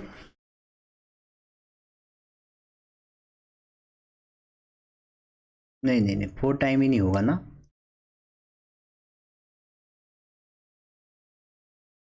अगर आपको कह रहा है कि magnitude of electric field due to point charge 2Q, अच्छा चार्ज 2 के दिया है, ये बात आप ध्यान रखिए, इसमें चार्ज ना आपको 2Q दिया है, Q नहीं है, तो हम पूरा ही कर लेते हैं चलो अच्छे से।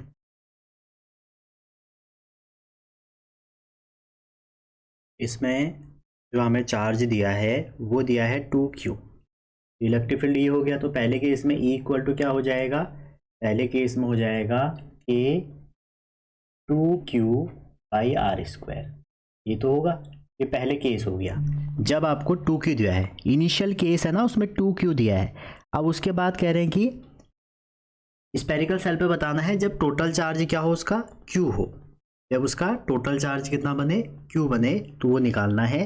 तो वो कितना हो जाएगा, जो नया इलेक्ट्रिक फील्ड होगा E1 इक्वल टू के, यहाँ पर चार्ज q है अंदर, ये पूछ रहा है जहाँ पर वहाँ पर q है, आउटसाइड वाला पॉइंट जो भी है ये हो जाएगा आर स्क्वायर बाई 4। ठीक है, अब देखिए ये ऊपर जब जाएगा तो ये कितना आ जाएगा 4 टाइम के क्यू बाई आर स्क्वायर। अब आप ध्यान से देखिए ये जो है ना ये 2 टाइम है, 2 टाइम के क्यू बाई आर स्क्वायर है, तो इसमें से 2 अगर बाहर निकालेंगे तो 2e हो जाएगा, तो आंसर 4 ना होके इसका 2e होगा। समझ रहे, ये सिलेबस से हट गया है तो हम इसको नहीं करेंगे। कह रहे हैं the current in the primary coil change इतने से इतना, तो mutual inductance between 2 coil is इतना, तो कितना होगा सेकंड में ये पूछ रहा है। तो फॉर्मूला लग जाएगा induce EMF equal to mutual inductance change in current over delta T. तो जब आप इसको सॉल्व करेंगे वैल्यू रख दीजिए, तो वैल्यू रखेंगे, हमें पूछा क्या है इसमें, हमें इसमें इंड्यूस ईएमएफ पूछा है, एम की वैल्यू दी है आपको 0.5, करंट में चेंज कितना आ गया 7 से 3 हो गई मतलब 4 हो गया, 7 माइनस 3 और कितने सेकंड में 0.04। इसको सॉल्व करेंगे तो आ जाएगा 50 वोल्ट, 50 है 50 वोल्ट। तो ये थे हमारे सीबीएसई के 2022 के टर्म 2। मैंने सिर्फ इसमें क्वेश्चन बच्चों लिए हैं जो सेक्शन ए वाले थे, मैंने सेक्शन बी में केस और बड़े क्वेश्चन थे वो नहीं लिए। आप चलते हैं 2020 में। ठीक है, ये 2020 में सैंपल पेपर नहीं है, ये सीबीएसई का ही पेपर है। ठीक, ये वाला पेपर है। पहला क्वेश्चन कह रहे कि अगर नेट फ्लक्स 0 है तो आप क्या कंक्लूड कर सकते हैं। तो देखो अगर नेट फ्लक्स 0 है किसी भी सरफेस का, ये इस बार नीट में भी आया था क्योंकि एनसीईआरटी का क्वेश्चन है, तो आप ये देख सकते हैं अगर फ्लक्स 0 है तो इसका मतलब ये हो गया कि उसमें टोटल चार्ज 0 है, कोई भी चार्ज बाउंडेड नहीं है। ठीक है, आप ये भी कह सकते हो कि जितनी लाइन एंटर हो रही है अंदर इलेक्ट्रिक फील्ड लाइन उतनी ही आउट हो रही है।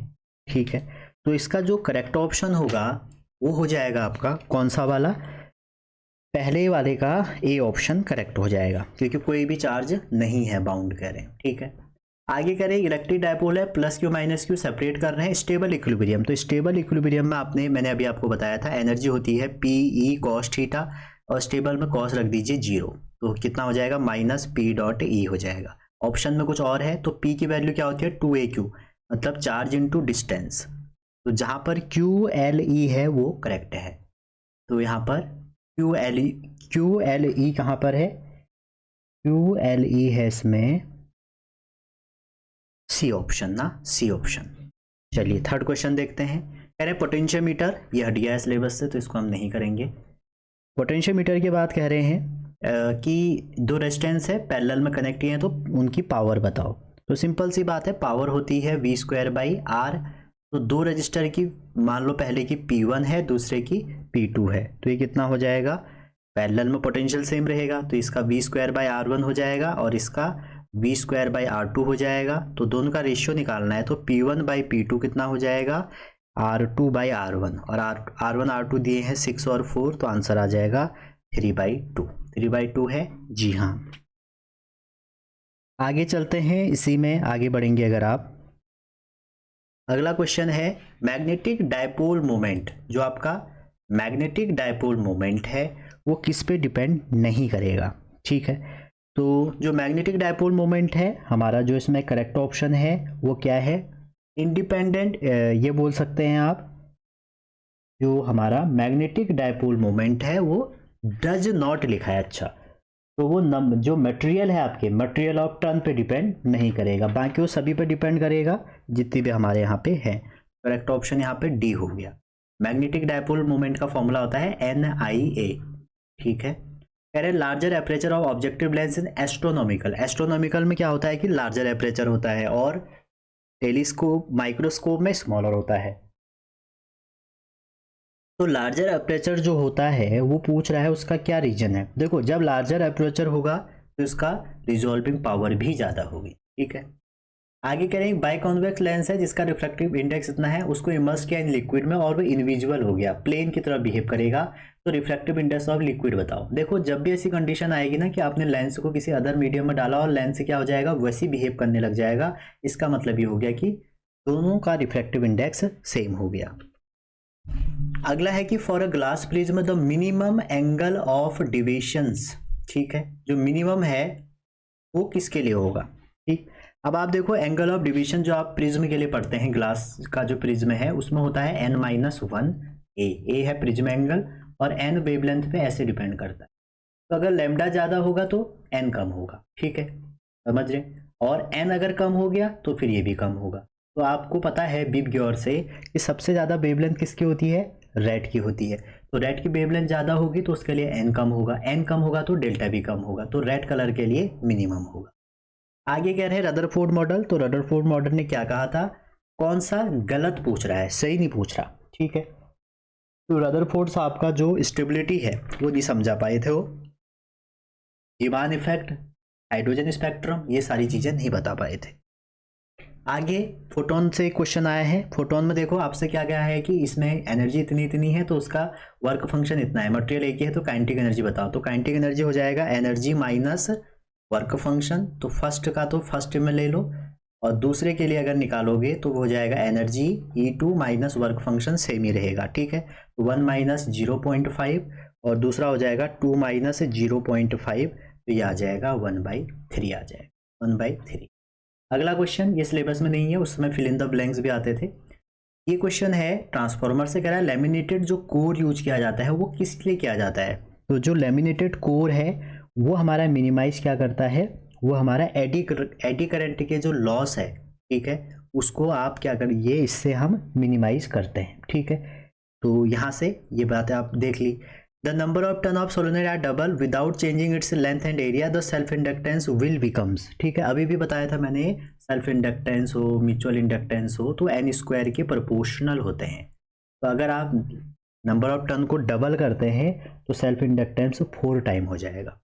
आगे कह रहे हैं according to Bohr atomic model circumference of ये is always multiple of A, तो इसको बोर क्वांटाइजेशन कंडीशन कहते हैं। तो जो हमारा सरकमफेरेंस है वो इसके इंटीग्रल मल्टीपल होगा h/2 पाई के, या आप बोल सकते हैं डी ब्रोगली की जो कंडीशन थी 2 pi r equal to n lambda होता है।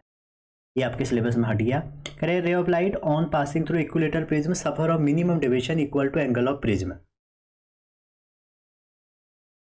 ठीक हो गया। तो कह रहे तो वैल्यू ऑफ रिफ्रैक्टिव इंडेक्स से क्या होगी, ठीक है। तो पूछ रहे हैं कि अगर हमारा जो n की वैल्यू बराबर हो जाएगी तो क्या आएगा। देखो इक्विलेटर है तो a हो गया आपका 60, a की वैल्यू 60 हो गया और एंगल ऑफ डिविएशन भी आपका कितना आ गया, 60 आ गया। तो n इक्वल टू होता है formula sine a plus delta by 2 upon में साइन a बाई 2, वैल्यू रख दो 30, 60 और 60 120/60, तो साइन 60 और नीचे आ जाएगा साइन 30। तो सॉल्व करेंगे तो ये आ जाएगा √3, ठीक है। तो ये थे हमारे 2020 के क्वेश्चन, 3 साल हो गए। अब जो सैंपल पेपर उन्होंने रिलीज किए हैं वो भी देख लेते हैं, लगे हाथों फटाफट, बस 10 मिनट 20 मिनट और लगेंगे। ये क्वेश्चन थे सैंपल पेपर के, क्या पता सैंपल पेपर से डायरेक्ट क्वेश्चन आ जाए। और क्वेश्चन ये था, जो पहला क्वेश्चन था वो ये था कि 2 पैरेलल प्लेट कैपेसिटर हैं, 2 हमारे पैरेलल प्लेट कैपेसिटर हैं और वो जो पैरेलल उनके क्या है, एरिया सेम है, सेपरेशन सेम है, एक में एयर है दूसरे में डाइलेक्ट्रिक है। तो they are connected in series, the ratio of electrostatic energy x/y बताना है, ठीक है। तो ये आपसे क्वेश्चन पूछा है। आप देखो जो हमारा कैपेसिटेंस एयर में होता है वो होता है ε0 a/d, और जो हमारा डाइलेक्ट्रिक में होता है वो होता है k ε0 a/d, एक C2 मान लो एक C1 मान लो। और बाकी देखो एरिया सेम है, एरिया सेम है, सेपरेशन सेम है। कह रहे they are connected in series with इतना, अगर सीरीज से कनेक्ट करेंगे तो C इक्विवेलेंट निकाल लो। C इक्विवेलेंट कितना आ जाएगा, C1 C2 C1 plus C2, ठीक है। तो जब इस पूरे को आप x एज्यूम कर लो, या इसको आप एक काम करो k टाइम C कर लो, तो ये हो जाएगा k C² और C ये सी बाहर आ जाएगा तो K+1 ये आ जाएगा, सी से सी कैंसिल हो जाएगा, तो सी इक्विवेलेंट आ जाएगा आपका K/K+1। डायलेक्ट्रिक दिया है, हाँ डायलेक्ट्रिक दिया था इन्होंने, एक काम करो डायलेक्ट्रिक से आसान हो जाएगा थोड़ा ना, डायलेक्ट्रिक दिया है तो हम उसी के टर्म में रखते हैं। तो एक K टाइम C हो जाएगा, तो डायलेक्ट्रिक दिया है आपको 2, ठीक है, तो 2C हो गया। तो C इक्विवेलेंट कितना आ जाएगा, C इक्विवेलेंट आ जाएगा दोनों का प्रोडक्ट 2C² और अपॉन में C+2C 3C, तो ये आ जाएगा 2C/3। तो हाफ CB² करेंगे जब इसका स्क्वायर करेंगे तो 4/9C² इंटू आपको पोटेंशियल दिया है 12, तो 3 से कैंसिल कर लो, 3 3 जा 9, 3 4 जा 12, 2 से कैंसिल कर दो, 2 2 जा, और ये आ जाएगा आंसर इसका कितना आएगा,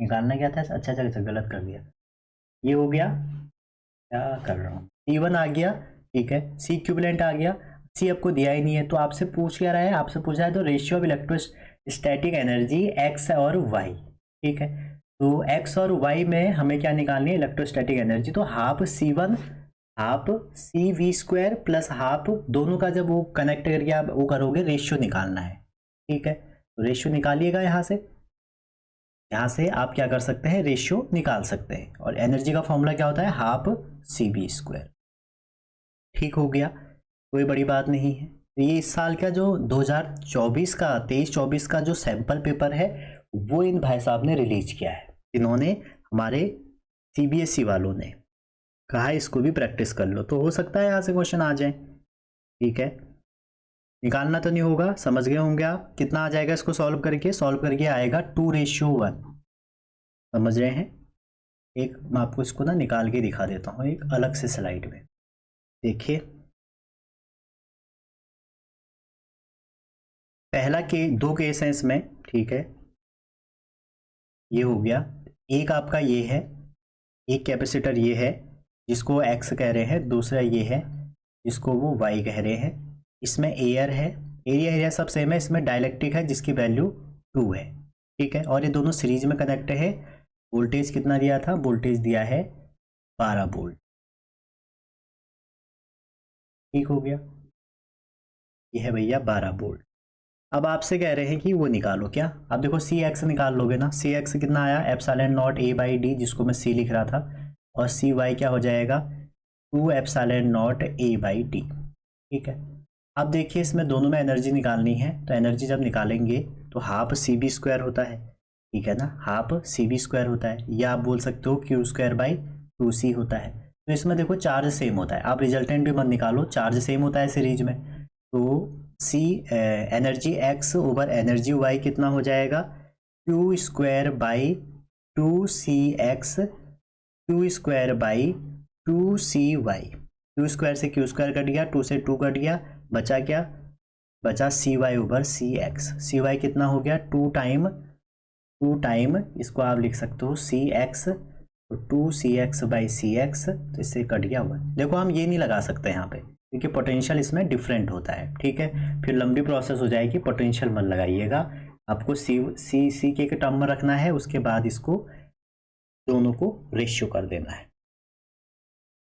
सेकंड क्वेश्चन कह रहा है दो मेटालिक स्पेयर है, ये तो बड़ा क्वेश्चन आया था लास्ट टाइम, ठीक है, कह रहा है कि दोनों को ज्वाइन कर दिया है, तो ratio of the electrostatic intensity of surface पे कितनी होगी, ठीक है। तो सबसे पहले देखो जब दोनों को आप कनेक्ट करोगे ना ऐसे, तो दोनों का पोटेंशियल सेम हो जाएगा, इसका जो भी पोटेंशियल होगा K, मान लो इसमें Q1 है, ठीक है, Q1/A दिया है रेडियस, इसका हो जाएगा K Q2/B, तो Q1/Q2 कितना आ जाएगा, वो आ जाएगा A ओवर B आ जाएगा। तो आपसे पूछा गया इलेक्ट्रिक फील्ड इंटेंसिटी, तो इलेक्ट्रिक फील्ड क्या होता है E1/E2, अगर हम लें दोनों का K Q1/A² अपॉन में K Q2/B², तो यहाँ से Q से Q कट गया, तो बचेगा क्या Q1/Q2 इंटू B²/A², तो Q1/Q2 कितना निकला A/B, तो A/B से अगर आप कैंसिल कर दें क्या A/B से B² अपॉन A² को, तो आंसर क्या आ जाएगा B रेशियो 1 आ जाएगा,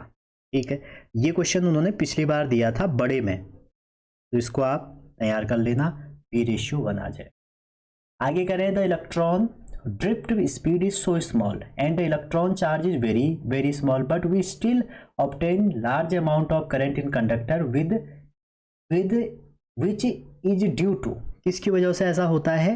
तो ये होता है बच्चों आपका इलेक्ट्रॉन नंबर डेंसिटी की वजह से। ठीक है, थ्योरेटिकल क्वेश्चन है। फोर्थ में चलते हैं। कह रहे कि स्टील वायर है, एल लेंथ है, मैग्नेटिक डायपोल मोमेंट m है, बेंड करा है किसी सेम में, तो नया कितना हो जाएगा? तो नया इसका हो जाएगा 2m/π हो जाता है। ये भी आपका नीट हिट में आता था पहले से। और पॉजिटिव चार्ज पार्टिकल इज, ये कैसे निकला? ये सर्कमफेरेंस आप लगाओगे, सर्कमफेरेंस 2πr, r की वैल्यू निकालोगे m = IA, तो वहां से निकल जाएगा। और positive charge particle is projected uniform velocity along the axis of current carrying long solenoid, which of following is true? तो कौन सा इसमें ट्रू होगा? तो जो क्वेश्चन 5 है इसका जो सही ऑप्शन है वो सी है। क्यों? ये same velocity along the axis move करेगा, क्योंकि magnetic force along the axis लगता है और मैग्नेटिक फोर्स कोई वर्क नहीं करते। ठीक है, कोई ऐसे एक्सीलरेट नहीं करेंगे। अगर इलेक्ट्रिक होता तो फिर वहां पर डिपेंड करता पॉजिटिव नेगेटिव चार्ज पार्टिकल। आगे कह रहे हैं एक इलेक्ट्रॉन m है ऑर्बिटिंग न्यूक्लियस के अबाउट, उसका एंगुलर मोमेंटम l है, तो magnetic field produce by electron at the centre of radius r कितना होगा? ठीक है, तो ये होगा बी ऑप्शन आपका इसका करेक्ट है। जो इस टाइप के क्वेश्चन आते हैं ये आपके पहले से कहाँ आते थे? ये पहले से आते थे नीट में। तो ये जो नीट के प्रीवियस ईयर क्वेश्चन है इन्होंने ये वहां से उठाए हैं। ठीक है, तो जब भी ऐसे क्वेश्चन आ रहे हैं, अगर उन्होंने दिए हैं अपने सैंपल पेपर में, तो इसका मतलब ये हो जाता है कि वो आपसे भी पूछेंगे। ऐसा है ही नहीं कि वो आपसे नहीं पूछेंगे, समझ रहे हैं? नहीं तो वो देते ही नहीं है ऐसे क्वेश्चन। तो इसलिए अगर कोई क्वेश्चन रिपीट हो रहा है तो इसका मतलब ये हो गया उनके सिलेबस से आएगा। तो अगर अच्छा इसको निकालेंगे कैसे? अगर आपको ये निकालना पड़ेगा तो ये ऐसे निकालेंगे। देखो ये जो हमारा इसमें सही ऑप्शन है ना इसका, वो क्या है? वो है आपका, ये अभी आपको धुंधला दिख रहा होगा, μ0e/में 4πmr³ और इंटू l। देखो जब इसको हम कैलकुलेट करेंगे वो ऐसे निकलेगा, जो हमारा angular momentum, orbital angular momentum और एंगुलर मोमेंटम का रेशियो होता है जब भी कोई ऑर्बिटिंग करता है चार्ज पार्टिकल, कितना होता है? q/m। अब आप जानते हैं मैग्नेटिक फील्ड एट सेंटर कितना होता है? μ0I/2r होता है। अब देखो μ/l = q/2m है, तो म्यू क्या है? Orbital magnetic moment. ठीक, तो इसका फॉर्मूला क्या हो जाएगा?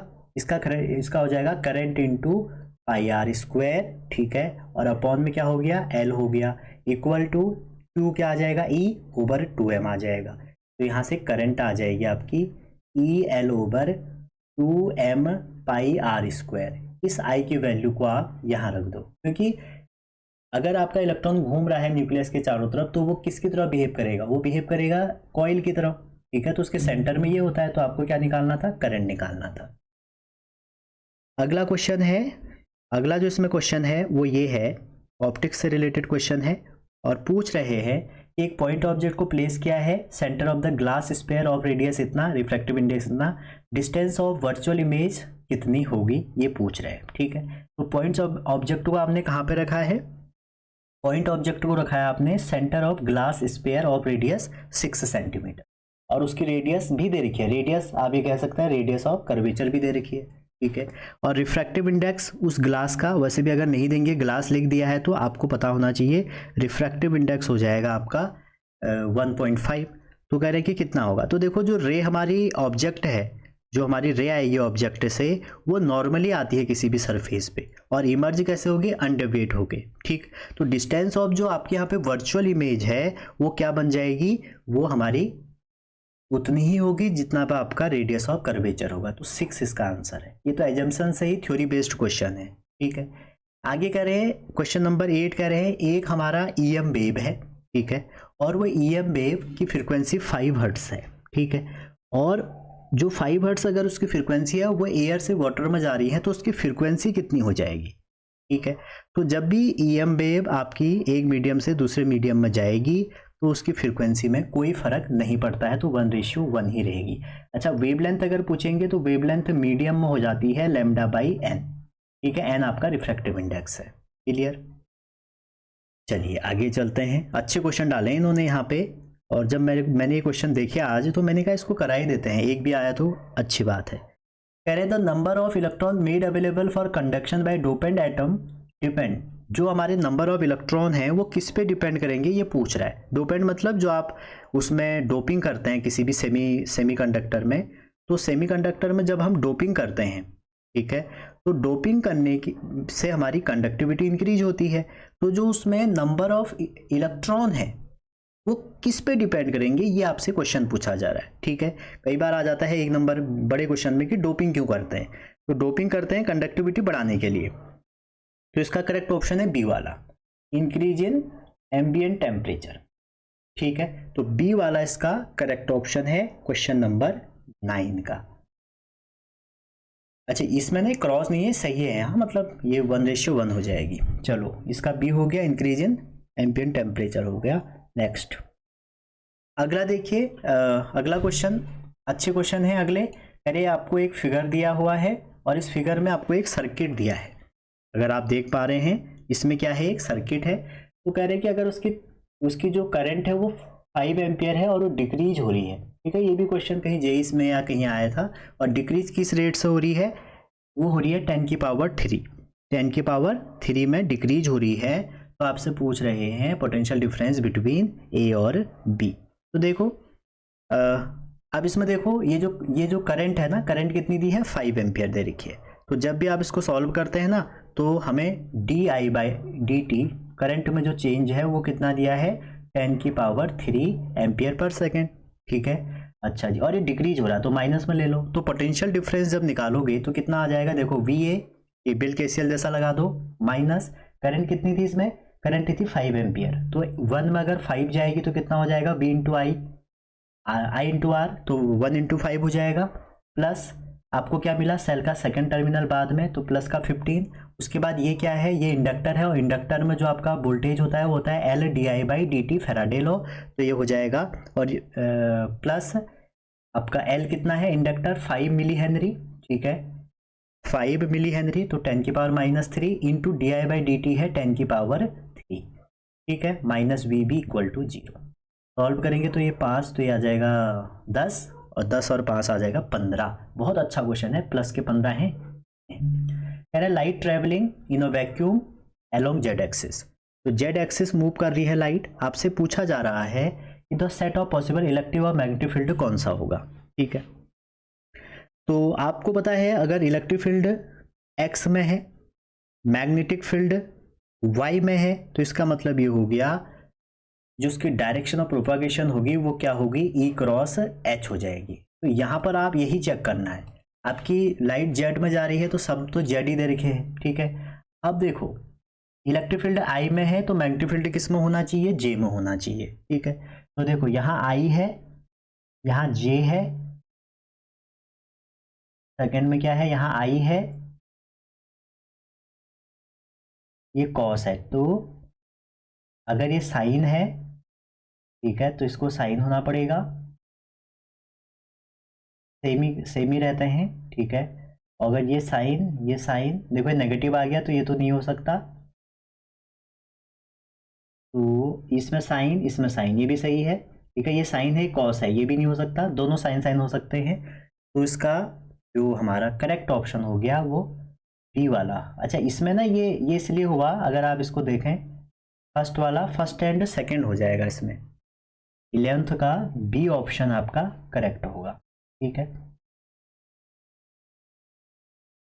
क्लियर है, क्योंकि इसमें फेज हो सकता है ना, सेम फेज मतलब ये सेम फेज में रहेंगे, तो जैसे आई है ये जे में चले गया, यहाँ पे क्या है नेगेटिव नेगेटिव आ गए तो डायरेक्शन ऐसे सेम ही रहेगी, और ये फेज नहीं हो सकता, मतलब EM वेव में क्या होता है कि दोनों सेम फेज में रहेंगे। ठीक है, अच्छा जी, और डायरेक्शन ऑफ प्रोपागेशन आप चेक करोगे E क्रॉस B से।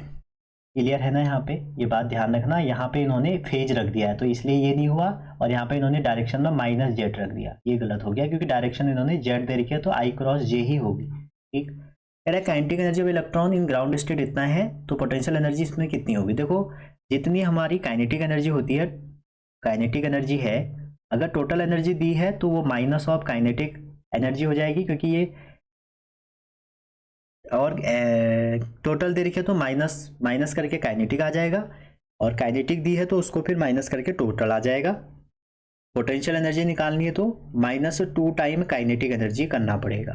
तो आपको क्या करना है, यहाँ पे 13.6 को इंटू कर देना है किससे, 2 से।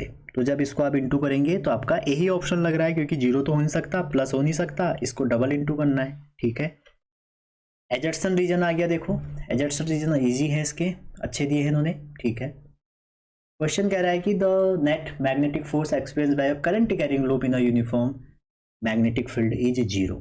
ठीक है, तो नेट मैग्नेटिक फील्ड 0 है कह रहा है। चलिए आगे देखते हैं। रीजन दे रहा है कि current carrying loop in a uniform field never experience a torque. ठीक है, तो ये तो सही है। अगर इसमें देखें आप, इसके एजर्सन रीजन नहीं लिखे हमने, नहीं लिखे। चलो इसके मैं एजर्सन रीजन बताता हूँ आपको। ये पेपर 2 है हमारा, तो इस वाले में हमारा एजर्सन तो सही है लेकिन ये वाला गलत है। ये सही है, रीजन गलत है, क्योंकि होता ऐसा है जब आप यूनिफॉर्म फील्ड में रखोगे तो आपका मैग्नेटिक फोर्स उस पर 0 लगता है। ठीक है, अच्छा, और करंट कैरिंग नेवर एक्सपीरियंस करा, ऐसा तो हो ही नहीं सकता है ना, नेवर एक्सपीरियंस आपका नहीं होगा, तो इसलिए बी वाला आपका गलत है। आगे देखते हैं 14 क्वेश्चन। अगर हम जाएं 14 क्वेश्चन में कह रहा है according to Bohr model angular momentum of first to 1 is इतना, क्योंकि एंगुलर मोमेंटम होता है NH/2π। तो L किसके प्रोपोर्शनल हो गया, N के, तो 2:1, ये तो सही है। According to Bohr angular momentum is directly proportional to, बिल्कुल सही है, तो दोनों सही है। तो इसका एजर्सन भी सही है, रीजन भी सही है, और इसको एक्सप्लेन कर रहा है। आगे कह रहे हैं Bohr postulate that electron in stationary orbit around the nuclear do not radiate energy, तो ये सही है।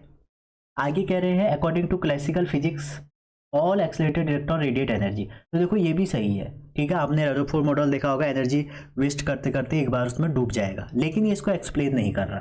ठीक है, तो इसमें वो ऑप्शन सही होगा, एजर्सन सही, रीजन सही, लेकिन assertion is not correct explanation of reason हो जाएगा। अच्छा आगे देखिए, कह रहे कि kinetic energy of a electron photo electron emitted by photo sensitive surface depend on frequency, बिल्कुल सही है, फ्रीक्वेंसी पे डिपेंड करेगा। And the ejection of electron from metal surface is possible with frequency below the threshold तो नहीं होता है, तो ए सही है, बी गलत है। ठीक है, एक और है पेपर, आप लगे रहे तो एक फटाफट इसे भी कर लेते हैं। एक एडिशनल पेपर आया था CBSE का, अभी रिसेंटली आया है एडिशनल पेपर, तो हम एक एडिशनल पेपर भी कर लेते हैं इसका। तो कह रहे हैं पहला क्वेश्चन देखिए आप, फटाफट करते हैं इसको जल्दी जल्दी। ठीक है, कह रहा है इलेक्ट्रिक डायपोल है, देखो अभी भी हमने किया था ये क्वेश्चन। ठीक है, ये क्वेश्चन हमने किया था, इलेक्ट्रिक डायपोल है, डायपोल मोमेंट दिया है, ये आपको P ही दे दिया इस बार, ये P हो गया, इस प्लेस ऑफ फील्ड इतना स्टेबल इक्विलिब्रियम। ठीक हो गया, if the magnitude of electric, ये इलेक्ट्रिक फील्ड दे दिया, तो वर्क डन बताइए। तो पोटेंशियल एनर्जी का अभी हमने फॉर्मूला देखा था, क्या था, -P cos थीटा, तो ये आपको रखना है, तो वर्क डन आ गया, तो वर्क डन इसी में होगा। कह रहा है व्हाट इज ये, अच्छा, if the magnitude of electric field इतना, what is the work done in rotating dipole to unstable, तो यहाँ से आप अनस्टेबल में निकाल लो, स्टेबल में P हो जाएगा।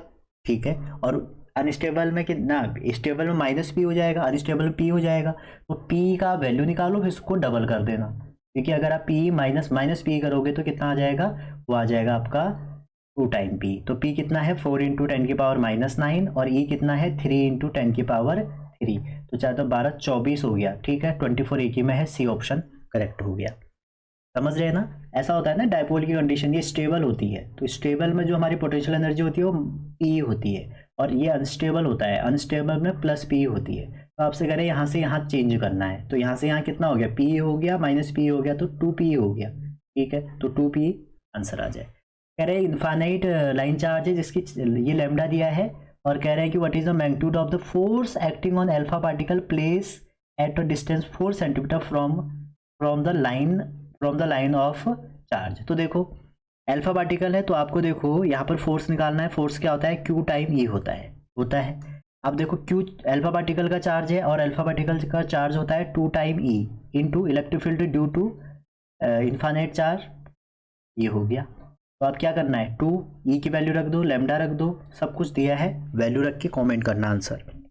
आगे देखते हैं, ये ग्राफ आपका आ गया फोटो इलेक्ट्रिक का। फोटो इलेक्ट्रिक की इक्वेशन हो गई E इक्वल टू, ये आप कह सकते हैं, इसको शॉर्ट में लिखते हैं, A = h⁻⁵, तो आपसे अगर स्लोप पूछे y equal to m x plus c graph का, तो k और फ्रीक्वेंसी के ग्राफ में जो स्लोप होगा वो हो जाएगा प्लैंक कांस्टेंट, ठीक है। और अगर यहाँ पर स्टॉपिंग पोटेंशियल हो गया तो स्टॉपिंग पोटेंशियल में जो स्लोप हो जाएगा, स्लोप कितना आ जाएगा, h ओवर e आ जाएगा, ठीक है, क्योंकि ये वी एस इक्वल टू क्या हो जाएगा, h by E new minus 5, ठीक है। और अगर आप इसको चेंज कर देते हैं, जैसे आप इसको k equal to s c lambda minus 5 कर देते हैं, तो यहाँ पे स्लोप कितना हो जाएगा लेमडा के टर्म में, एच सी, और यहाँ पे भी अगर लेमडा में चेंज कर देंगे तो ये आ जाएगा एच सी ई लेमडा, और ये हो जाएगा स्टॉपिंग पोटेंशियल माइनस 5 ओवर ई, तो यहाँ पे स्लोप कितना हो जाएगा, S C by E.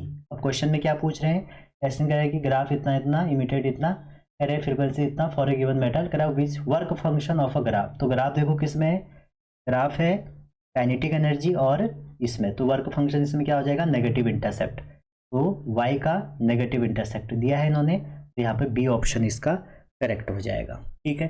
y का नेगेटिव इंटरसेप्ट होता है वर्क फंक्शन, ठीक है। अगर आपको ये केस दिया है तो आपका ये वर्क फंक्शन हो गया, ये स्लोप हो गया। अगर आपको स्टॉपिंग पोटेंशियल का पूछा है तो इसका ये स्लोप हो गया, और इसका वर्क फंक्शन क्या हो जाएगा, इसका वर्क फंक्शन हो जाएगा 5 बाई ई। अगर लैम्डा के टर्म में देखें एस सी बाई लैम्डा, तो इसमें वर्क फंक्शन एस सी हो जाएगा, इसमें एस सी बाई ई हो जाएगा। अगला क्वेश्चन कह रहे हैं when a electron in an atom move from ground to higher, तो ग्राउंड से अगर हायर जाएगा तो हमारा क्या होगा, काइनेटिक और पोटेंशियल एनर्जी में, ठीक है। तो जब हम कहाँ से, ग्राउंड से ऊपर जाएंगे तो काइनेटिक एनर्जी डिक्रीज होती है, पोटेंशियल एनर्जी और टोटल एनर्जी इंक्रीज होती है। काइनेटिक एनर्जी आपकी डिक्रीज होती है, पोटेंशियल एनर्जी इंक्रीज होती है, टोटल एनर्जी भी इंक्रीज होती है। वो इसलिए होती है बच्चों, अगर आप इसका फॉर्मूला देखेंगे तो काइनेटिक एनर्जी आपकी पॉजिटिव होती है और वो आर के प्रोपोर्शनल होती है, और आर किसके प्रोपोर्शनल होता है, एन स्क्वायर, तो एन बढ़ेगा तो के घटेगा। लेकिन पोटेंशियल एनर्जी में क्या होता है, माइनस आर होता है ऐसे नीचे, तो आर एन के प्रोपोर्शनल, एन बढ़ेगा आर बढ़ेगा एन बढ़ेगा, लेकिन एन जब बढ़ेगा तो माइनस की वजह से ये भी बढ़ेगा। ये अच्छा क्वेश्चन है ये वाला, ठीक है। आगे चलते हैं, इसी में आगे बढ़िए आप। अगला जो क्वेश्चन है, कह रहे हैं कि दो लॉन्ग आपके पास स्ट्रेट वायर है P and Q parallel to each other, इतना इतना, कह रहे हैं करंट इतना एस होने, तो पूछ रहे हैं कि कहाँ पर क्या करंट होगा, ठीक है। तो आप इसमें देख लीजिए, जो करंट है ना, करंट का मैग्नीट्यूड देखना पड़ेगा आपको। तो आपको लॉन्ग स्ट्रेट पी क्यू दिए हैं, पैरेलल हैं, और कह रहे हैं कि अगर इस पर एक फोर्स लग रहा है तो कौन सा ट्रू होगा, करंट कहाँ होगी, ये होगी। तो देखिए सिंपल थ्योरी बेस्ड क्वेश्चन है। इस क्वेश्चन में जो करंट है वो 15 एम्पियर से अपवर्ड डायरेक्शन में ज़्यादा नहीं होनी चाहिए, एक में 10 है तो दूसरे में 15 से ज़्यादा नहीं होनी चाहिए। ये इसका ऑप्शन है, आप इसको करिएगा, ये होमवर्क दे देते हैं आपको। इसका सी ऑप्शन करेक्ट है, ठीक है।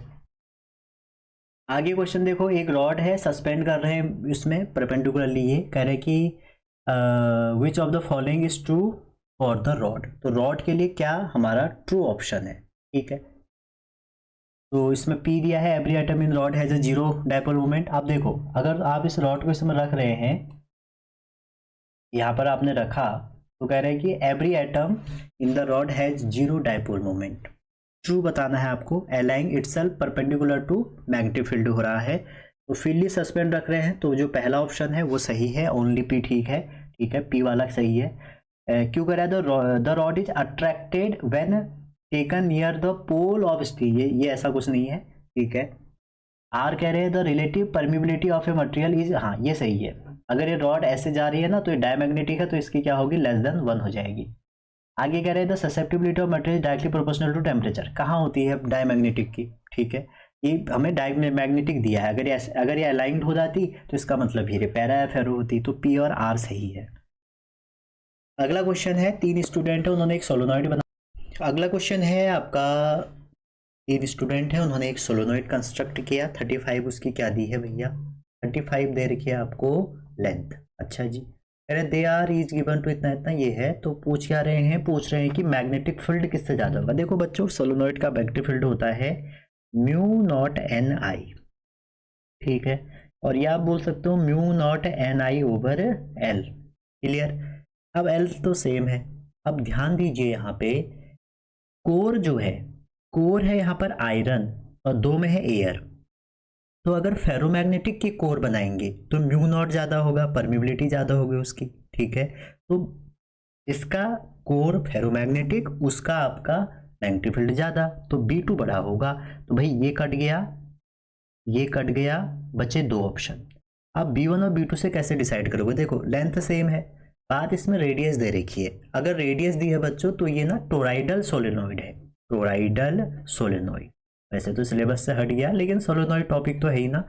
और टोराइडल सोलेनोइड में क्या करते हैं, म्यू नॉट एन आई, और लेंथ कितनी हो जाएगी, मतलब एक सोलेनोइड जैसा आपने ये बनाया, एक सोलेनोइड बनाया, एक सोलेनोइड बनाया, इसके दोनों एंड पकड़ के आपने क्या कर दिया, इसको एक टोराइडल सोलेनोइड बना दिया। तो एल क्या हो जाएगी, सरकमफेरेंस। तो बी किसके प्रोपोर्शनल होगा, 1/r। जिसका आर ज्यादा उसका बी कम हो गया। तो यहाँ पर आर किसका ज्यादा है, 6, तो बी कम किसका हो जाएगा, 3 वाले का। तो सबसे बड़ा B2, फिर B1, फिर B3, तो इसमें बी ऑप्शन करेक्ट। आगे करें कि एक आपका चार्ज पार्टिकल क्यों है, मास है, यूनिफॉर्म इलेक्ट्रिक और मैग्नेटिक। देखो जब भी कोई चार्ज पार्टिकल इलेक्ट्रिक और मैग्नेटिक फील्ड में मोशन करता है तो दो फोर्स लगता है उस पर, जिसको लॉरेंट फोर्स कहते हैं, QE plus V cross V। ठीक है, तो कह रहे हैं कि अगर ये होगा तो कौन सा सही है। देखो रेस्ट तो हो ही नहीं सकता ना, जब चार्ज पार्टिकल मोशन में जाएगा तभी तो उस पर लगेगा ये मैग्नेटिक फील्ड, तो रेस्ट वाला तो होगा नहीं। अब आगे क्या कह रहे हैं, आगे कह रहे हैं देखो परपेंडिकुलर, परपेंडिकुलर भी नहीं होगा। अगर परपेंडिकुलर होगा ना तो वहां पे वेलोसिटी सेलेक्टर बन जाता है, लॉरेंट कंडीशन। ठीक है, उसको हम बोलते हैं वेलोसिटी सेलेक्टर, या हाँ वेलोसिटी सेलेक्टर कह सकते हैं। अब देखो ये दो ऐड हुए हैं वेक्टर, तो या तो इलेक्ट्रिक फील्ड इस बी के डायरेक्शन में होना चाहिए या इसके पैरेलल होना चाहिए। तो करेक्ट ऑप्शन क्या हो जाएगा आपका, बी वाला। ठीक है, बी वाला नहीं, बी सी वाला। ठीक है, ए गलत है, बी गलत है, सी सही है। अगला क्वेश्चन है, देखो कह रहे हैं कि कंबाइन क्या है, भाई डायग्राम तो आपको डराने के लिए है। कह रहे थे average current flowing through the circuit full cycle 0। बिल्कुल, एवरेज जो करंट होती है 0 होती है, इसलिए हम क्या निकालते हैं, फिर हाफ की निकालते हैं। ठीक है, और हाफ के बाद फिर हम इफेक्टिव वैल्यू निकालते हैं, जिसको RMS भी कहते हैं। तो पहला सही है। करंट इन रजिस्टर लीड, ये भी गलत है। करंट और वोल्टेज रजिस्टर में सेम फेज में होते हैं। एवरेज पावर 0 नहीं, एवरेज पावर मैक्सिमम होती है रजिस्टर में, तो ओनली फर्स्ट सही हो गया। क्वेश्चन कह रहा है at what rate does the electric field change between the plate of square capacitor इतना इफ द प्लेट आर इतना mm अपार्ट। आपको पहले तो देख लो कि क्या क्या दिया है। साइड दिया है, एस से लिख देते हैं 5 सेंटीमीटर, तो 5 सेंटीमीटर का मतलब हो गया 5 × 10⁻⁻²। दोनों के बीच की डिस्टेंस दी है 1.2, 1.2 मीन्स 10⁻³ यानी वोल्टेज जो रेट चेंज है dV/dt वो दिया है आपको 60। तो पूछ क्या रहे हैं, इलेक्ट्रिक फील्ड में कितना चेंज होगा। और ये क्वेश्चन है डिस्प्लेसमेंट करंट का। अगर आपको डिस्प्लेसमेंट करंट के फॉर्मूले पता है, एक फॉर्मूला होता है, मैं आपको स्टार्टिंग में भी बताया था, P/dV/dt, एक फॉर्मूला तो ये हो गया। और एक फॉर्मूला होता है ID = ε0 dφ/dt, और ये फाई इलेक्ट्रिक फील्ड वाला है। अगर आप यहाँ पे फाई की वैल्यू रख देते हैं, फाई की वैल्यू क्या हो जाएगा, यहाँ पर अगर फाई की वैल्यू रख दें, क्या रखें, E.A, तो ए आपका बाहर आ जाएगा, तो ये हो जाएगा d/dt। ठीक हो गया, तो यहाँ से हमें निकालना है d/dt, और जिसकी वैल्यू है ID/ε0A। अब आप देखो आपको ID दिया ही नहीं है करंट, तो ID यहाँ से निकल जाएगी। कैसे, ये तो ID है, ठीक है, और C की वैल्यू कैपेसिटर में होता है ε0A/d और dV/dt। तो यहाँ से इसको उधर अगर रीअरेंज करो इनसे, तो आपको ID/ε0A जो निकल के आएगा वो कितना आ जाएगा, वो आ जाएगा आपका dV/dt। आपको कितना दिया है 60, तो 60/d निकल जाएगा, और d कितना है 1.2 × 10⁻³ सॉल्व करेंगे, आ जाएगा 50 × 10⁻³ और ये यहाँ पर वैल्यू रख दो 5 × 10⁻⁴ आंसर। अगला क्वेश्चन है, कह रहे हैं 3 लूप दिए हैं, मैग्नेटिक फील्ड में एंटर हो रहे हैं। एक लूप ये है भैया, एक लूप ये है, एक ये है। ठीक है, अब आपसे कह रहे हैं कि कौन से में किस में EMF लार्जेस्ट होगा। देखो सबसे पहले तो EMF आपको पता होना चाहिए कि dφ/dt होता है, और यहाँ पे electric field magnetic field uniform है। ठीक है, तो डिपेंड किस पे करेगा, रेट चेंज ऑफ एरिया पे। तो जिसका dA/dt ज़्यादा होगा उसका E ज़्यादा होगा। अब देखो इस वाले में कितना एरिया एंटर हो रहा है, इस वाले में अगर आप काउंट करें 1 यूनिट 2 यूनिट 3 यूनिट 4 यूनिट, और इस वाले में 1 यूनिट 2 यूनिट, एक टाइम में देखना है, ठीक है। इस वाले में 1 और 2, तब अगर यहाँ से लेके यहाँ तक कुछ टाइम है, मान लो टी है, तो उस टी टाइम में देखना है, ठीक है। तो सबसे ज़्यादा इलेक्ट्रिक फ्लक्स नहीं, सबसे ज़्यादा एरिया चेंज किस में हो रहा है, पी वाले में। तो सबसे ज़्यादा इंड्यूस ईएमएफ किस में होगा, पी वाले में। अगला क्वेश्चन है, ये क्वेश्चन भी अच्छा है, कह रहे हैं कि एक इमिशन स्पेक्ट्रम है, ठीक है। जब अपर लेवल से हायर लेवल में लोअर लेवल में आएगा तो इमिशन स्पेक्ट्रम होगा, तो कौन सा सही होगा। तो देखो ये वाली जो लाइन है ना बच्चों, ये वाली, इस लाइन का जो स्पेक्ट्रम है, इसकी जो फ्रिक्वेंसी है सबसे ज़्यादा है, सबसे लंबी डिस्टेंस ट्रेवल कर रहा है। तो ये आपको इक्वी डिस्टेंस तो नहीं होगा, पहली बात, हाँ सबकी अलग अलग फ्रिक्वेंसी, तो ये तो गलत है। तो ये वाला क्या होगा, देखो इसमें अगर आप देखें तो ये सही है, ये सही है, और ये भी सही है, ठीक है। तीनों में एक लाइन बना दी। अब देखो ये और ये, इसमें थोड़ा सा गैप है, ज़्यादा गैप नहीं है, तो ये दोनों इक्वी डिस्टेंस में आने चाहिए। अब देखो ये दो, ये गलत हो गया क्योंकि इन्होंने इसमें गैप बना दिया। ये सही हो गया फिलहाल, और ये इन दोनों में गैप बना दिया, तो ये गलत हो गया। तो करेक्ट ऑप्शन सी वाला होगा, ठीक है। अब ये देखो ये दोनों सेम लेवल्स आ रहे हैं, तो बहुत पास पास होंगे, ठीक है। चलिए आगे चलते हैं एजर्सन रीजन में। कह रहे हैं as per Einstein equation work function इतना इतना, फाई इज और work function is proportional to frequency of incident light, ठीक है। तो हमारा जो एजर्सन है वो गलत है, क्यों, क्योंकि वर्क फंक्शन तो थ्रेशोल्ड वैल्यू के प्रोपोर्शनल होता है, ठीक है। इसका एजर्सन कहाँ है, तो रीजन आ गया ना, रीजन गलत है, इसका एजर्सन शायद टाइपिंग मिस्टेक हो गई, एजर्सन नहीं है इसमें, ठीक है। एजर्सन आप चेक करना है, इसका रीजन तो गलत है, ठीक। 14 देखिए, the conductivity of intrinsic semiconductor increase with increase in temperature, ठीक है। तो ये तो सही है। Reason increase in temperature decrease in average time, हाँ ये बिल्कुल सही है, लेकिन एक बात ध्यान रखना, ये इसको एक्सप्लेन नहीं कर रहा, ये है तो ठीक, लेकिन दोनों को एक्सप्लेन नहीं कर रहा, इंट्रिंसिक के बारे में बात नहीं हुई है। तो दोनों सही है, लेकिन करेक्ट एक्सप्लेनेशन नहीं है। Direction of electric field always perpendicular to equipotential surface, बिल्कुल सही है। वर्क डन बाय मूविंग, बिल्कुल सही है। ये दोनों को एक्सप्लेन भी कर रहे हैं। देखो पोटेंशियल सेम होगा तो वर्क कितना हो जाएगा, Q इंटू डेल्टा वी, और डेल्टा वी जीरो तो वर्क जीरो। कह रहे if the focal length of two convex lens is same, the lens will the larger diameter will produce brighter image, ठीक है। तो जो एजर्सन है वो तो बिल्कुल सही है।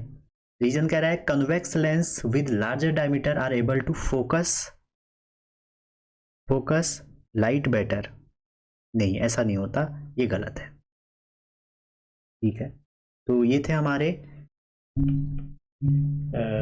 दोनों शिफ्ट के पेपर, ठीक है। आई होप आपको ये समझ में आए होंगे, और लास्ट टाइम आप इसको ज़रूर करके जाएं, और अगर चैनल में यहाँ तक जुड़े हैं अपने दोस्तों को ज़रूर शेयर करें, ठीक है। मिलते हैं अगली वीडियो में, तक अपना ध्यान रखिए, पढ़ते रहिए, खुशी मतलब।